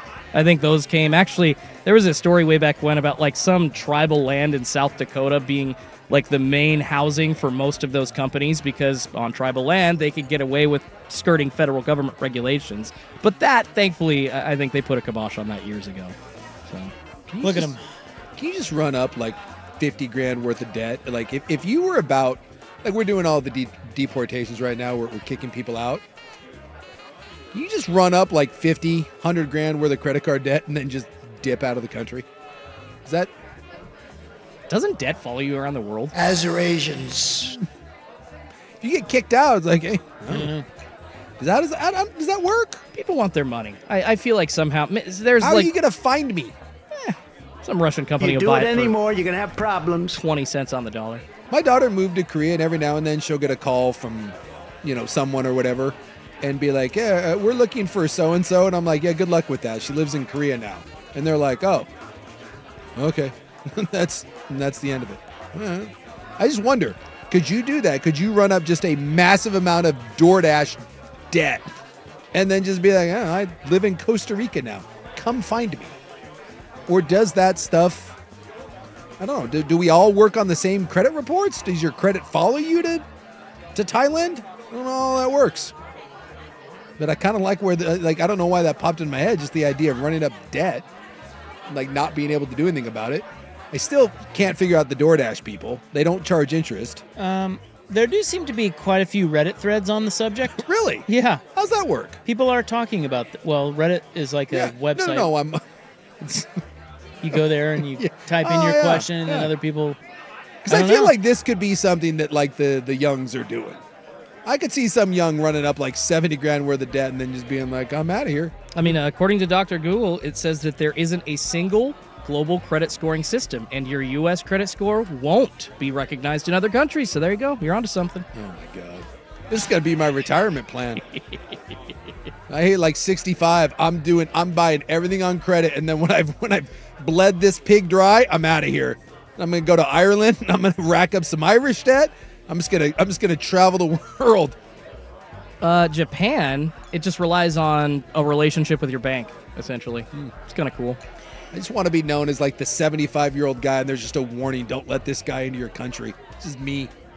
No, wait. If you're an American citizen and you're making money somewhere else, you still got to deal with the IRS, right? Yes, you do. So there's your problem. But the IRS is gonna come find me over credit card debt?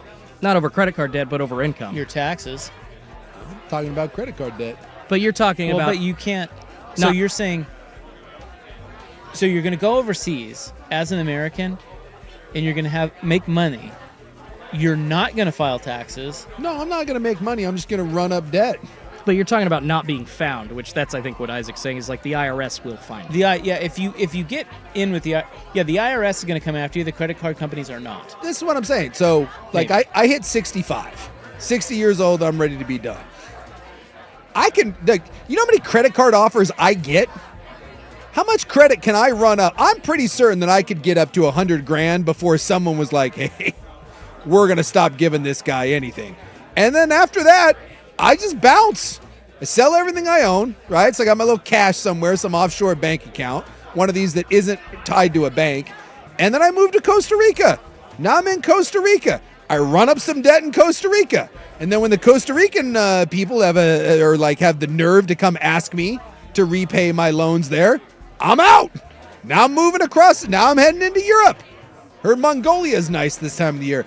What if I just pulled like a Warren Zevon, like a Mr. Bad Example? I just cruised around Australia. Let's see what the Australian credit card companies have to offer.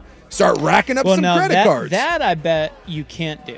So I'm guessing if you, I would guess that if you are in a new country, eventually they're going to catch up to. Nobody's going to give you credit. I don't think you can keep doing. You're not going to keep getting credit. They're going to be like, we see in the United States you owe $77,000. Will they know? Because you just said that there's not one credit card. There's not, but I'm guessing they will catch up to you eventually. Like, for instance, American Express has a significantly less number of users than Visa and MasterCard do. So I'm assuming that they've got offices all over the world, and they can bring up your name anywhere. And if you say you applied for a new American Express after you moved to Bali or whatever, like they'd be like, this guy didn't do so great in America. I kind of like where I look. I tell you what, Suk is not joking. This plan may have just hatched live on the air, and this is how he is going to go out. Yes. And at that point, I'm just an old man. Well, yeah, there's lots of places in this world that I can be happy. I'm not saying that I'm going to do this, but let's just say that I'm intrigued by this idea. By this idea right here. Come get me. Come find me, credit card companies. What are you going to do? I think about this because my daughter didn't run up like a bunch of debt, but like when she moved out of her apartment, and then like she had a leased car, and so she turned that she turned that in, and I remember the apartment.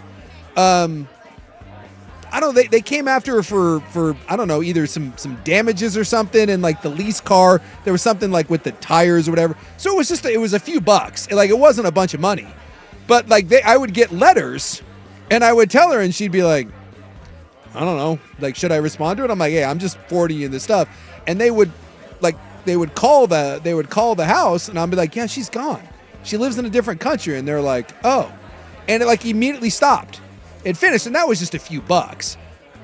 But I don't know. I think if it's a significant amount, what is Visa going? Is Visa going to track me down into Seoul, South Korea? They're not. As a matter of fact, I'm reading some of these threads. There's like a lot of threads on this. I'm telling you, I think we just found a retirement strategy, gentlemen. And people are saying, and take it for what it's worth, this is a Reddit thread. That's true.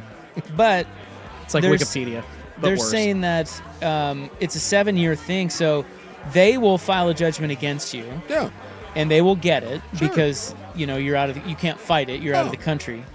But there's no way to serve you. They're not going to come find you to serve. Nope. The papers, and after 7 years, the collector doesn't renew the judgment.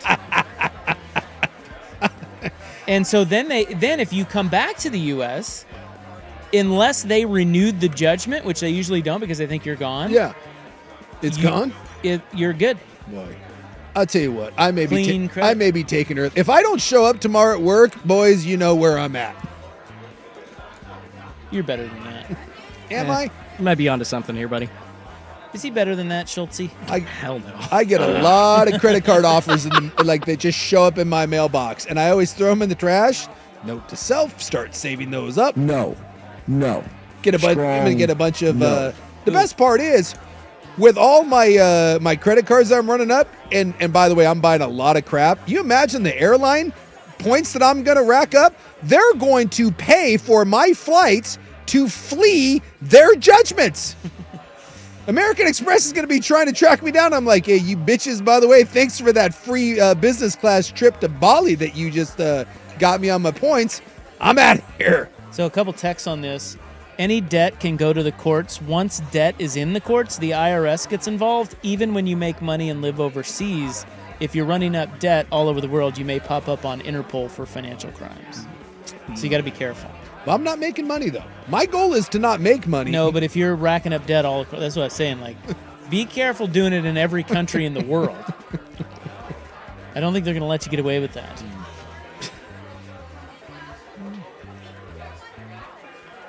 Your passport's only good for 10 years. Eventually, all these nations would eventually start asking you why you have so many stamps on your passport, and then your fun might end. Why? I like to travel. And here's a good question. When you die, does the debt go back on your family? Oh, I feel like yes. No.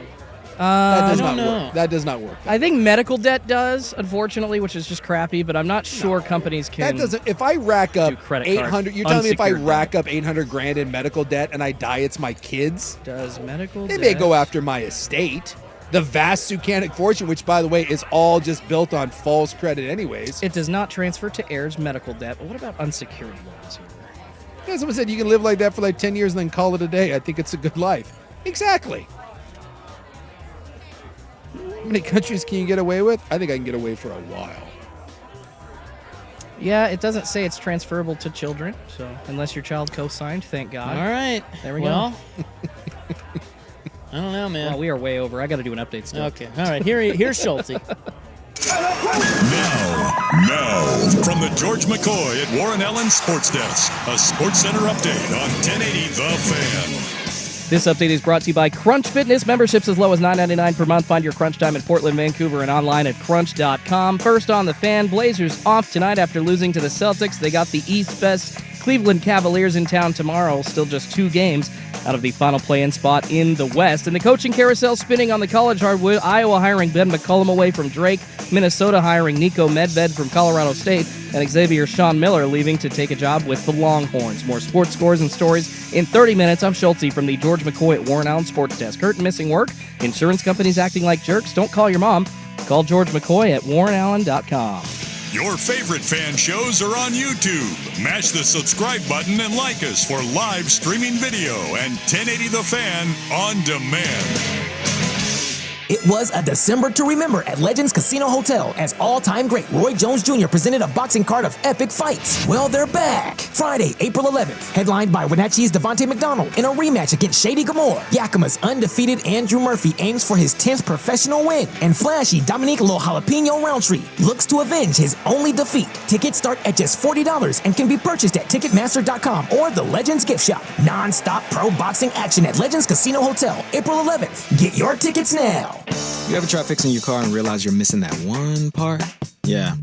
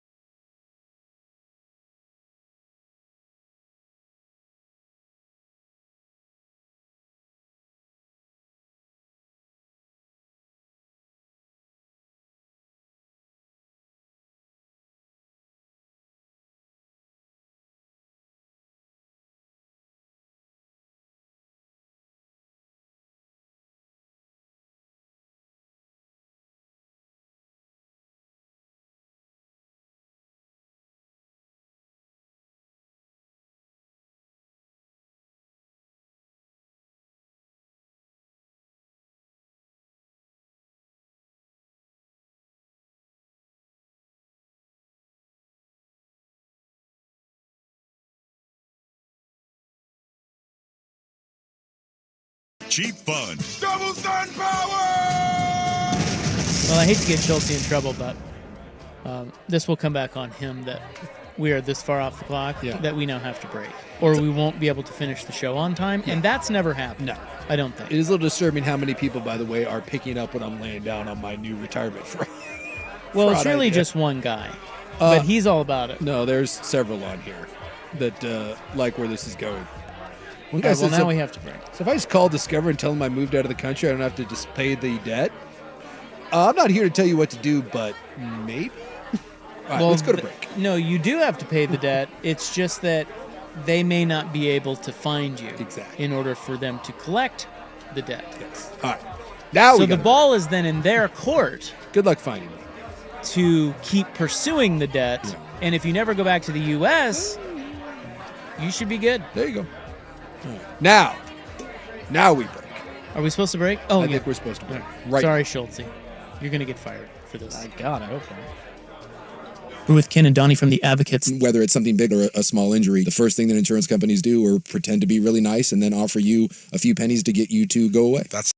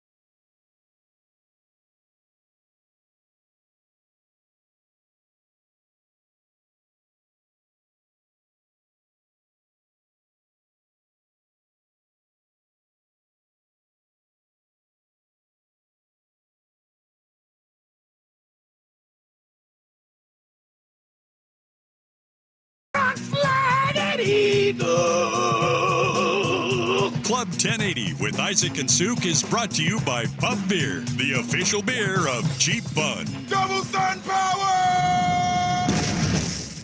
Well, we just barely made it in time to finish the show. So Schultz doesn't get fired on time. Yeah, I don't think it's ever happened. Maybe they haven't told us this. It's possible. But have we ever gone so long that we we just gave a bonus? I don't think so. Yes. I got emails last time I was filling in for Buck. That was Really? like a year or two ago, but yeah, it's happened. Better watch out. I remember Schultzy. Boss Man's like, you're costing us money. I'm like, I'm sorry. Costing us money. Not tonight. Not tonight. Not up in here. Not tonight. Not tonight. Not tonight. Not with TGL on.